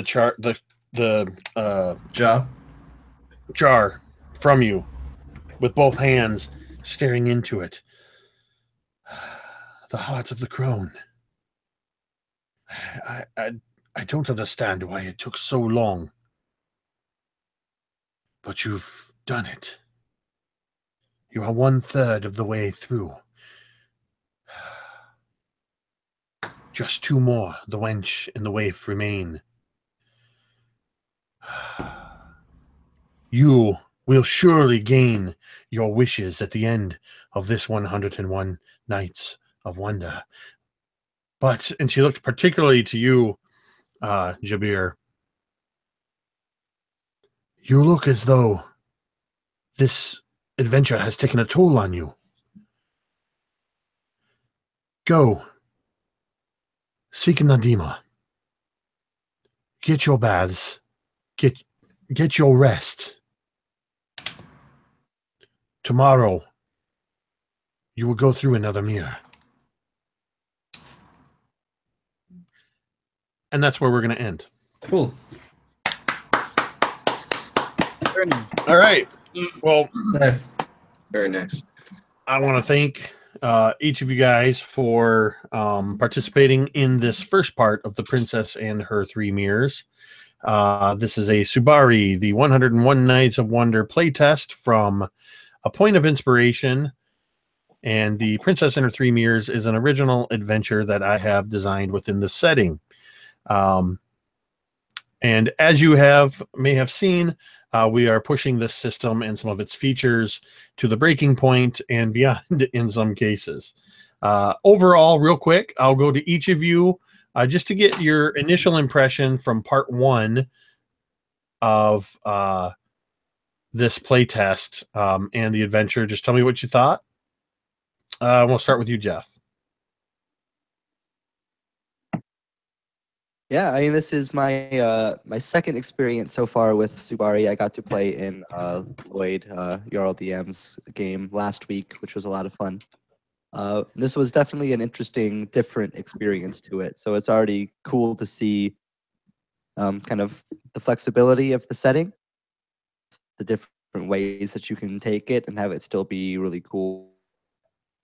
I'm a big fan. I think the in some cases, but there's a lot of it's a lot of fun. Especially, I'm really enjoying the playing this time the Bedouin. You have a lot of really cool features, a lot of really cool options to do some cool things. So I'm having a good time with it, and I'm looking forward to seeing both in the adventure and in the setting and the mechanics and everything. So Excellent. Thank you, Jeff. Rory, this is the first time we've played together in any capacity, so I hope you had a good time, but let us know what your thoughts were. Had a great time. A lot of fun. I would just say, originally when I was making the character, I was a little worried that it was a little overpowered, the combat tactics. Well, to be honest, on the upside, I never play fighters. Usually Ranger, Druid, or something like that. But the Shifa looks so interesting. So on the upside, a lot of the classes are super appealing. I definitely wanted to play more than just the one that I did. If I could have ran 2 characters, I probably wouldn't have. But I thought it was going to be overpowered, and maybe it is slightly. I guess you'd have to run numbers on that.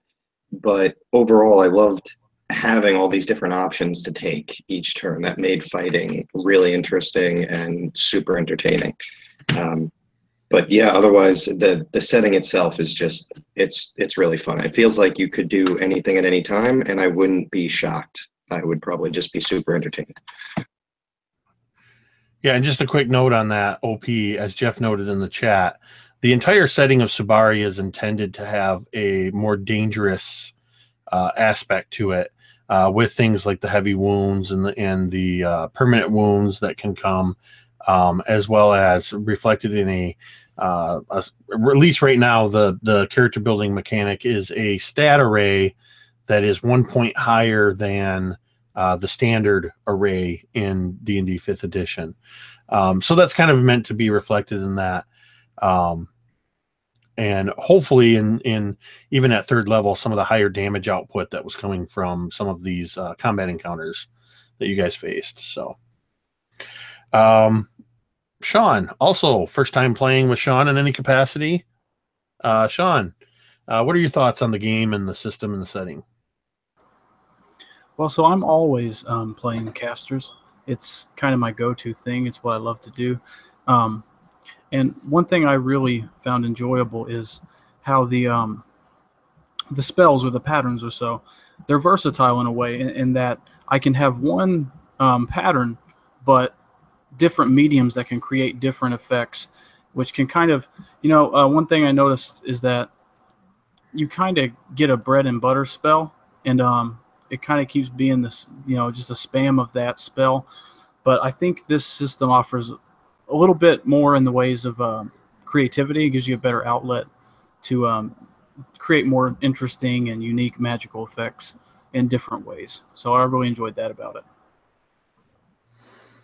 Very cool. And finally, Simon, last minute fill on the game, but I've played with Simon a couple times in the past, and it's always a pleasure to see you kind of pushing the system. So what were your thoughts, Simon?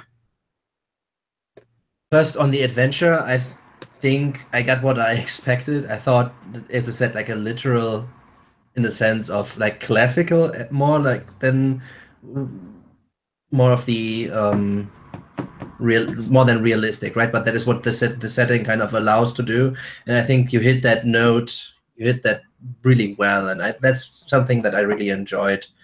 The low lows and the high highs of the society and all that comes with it.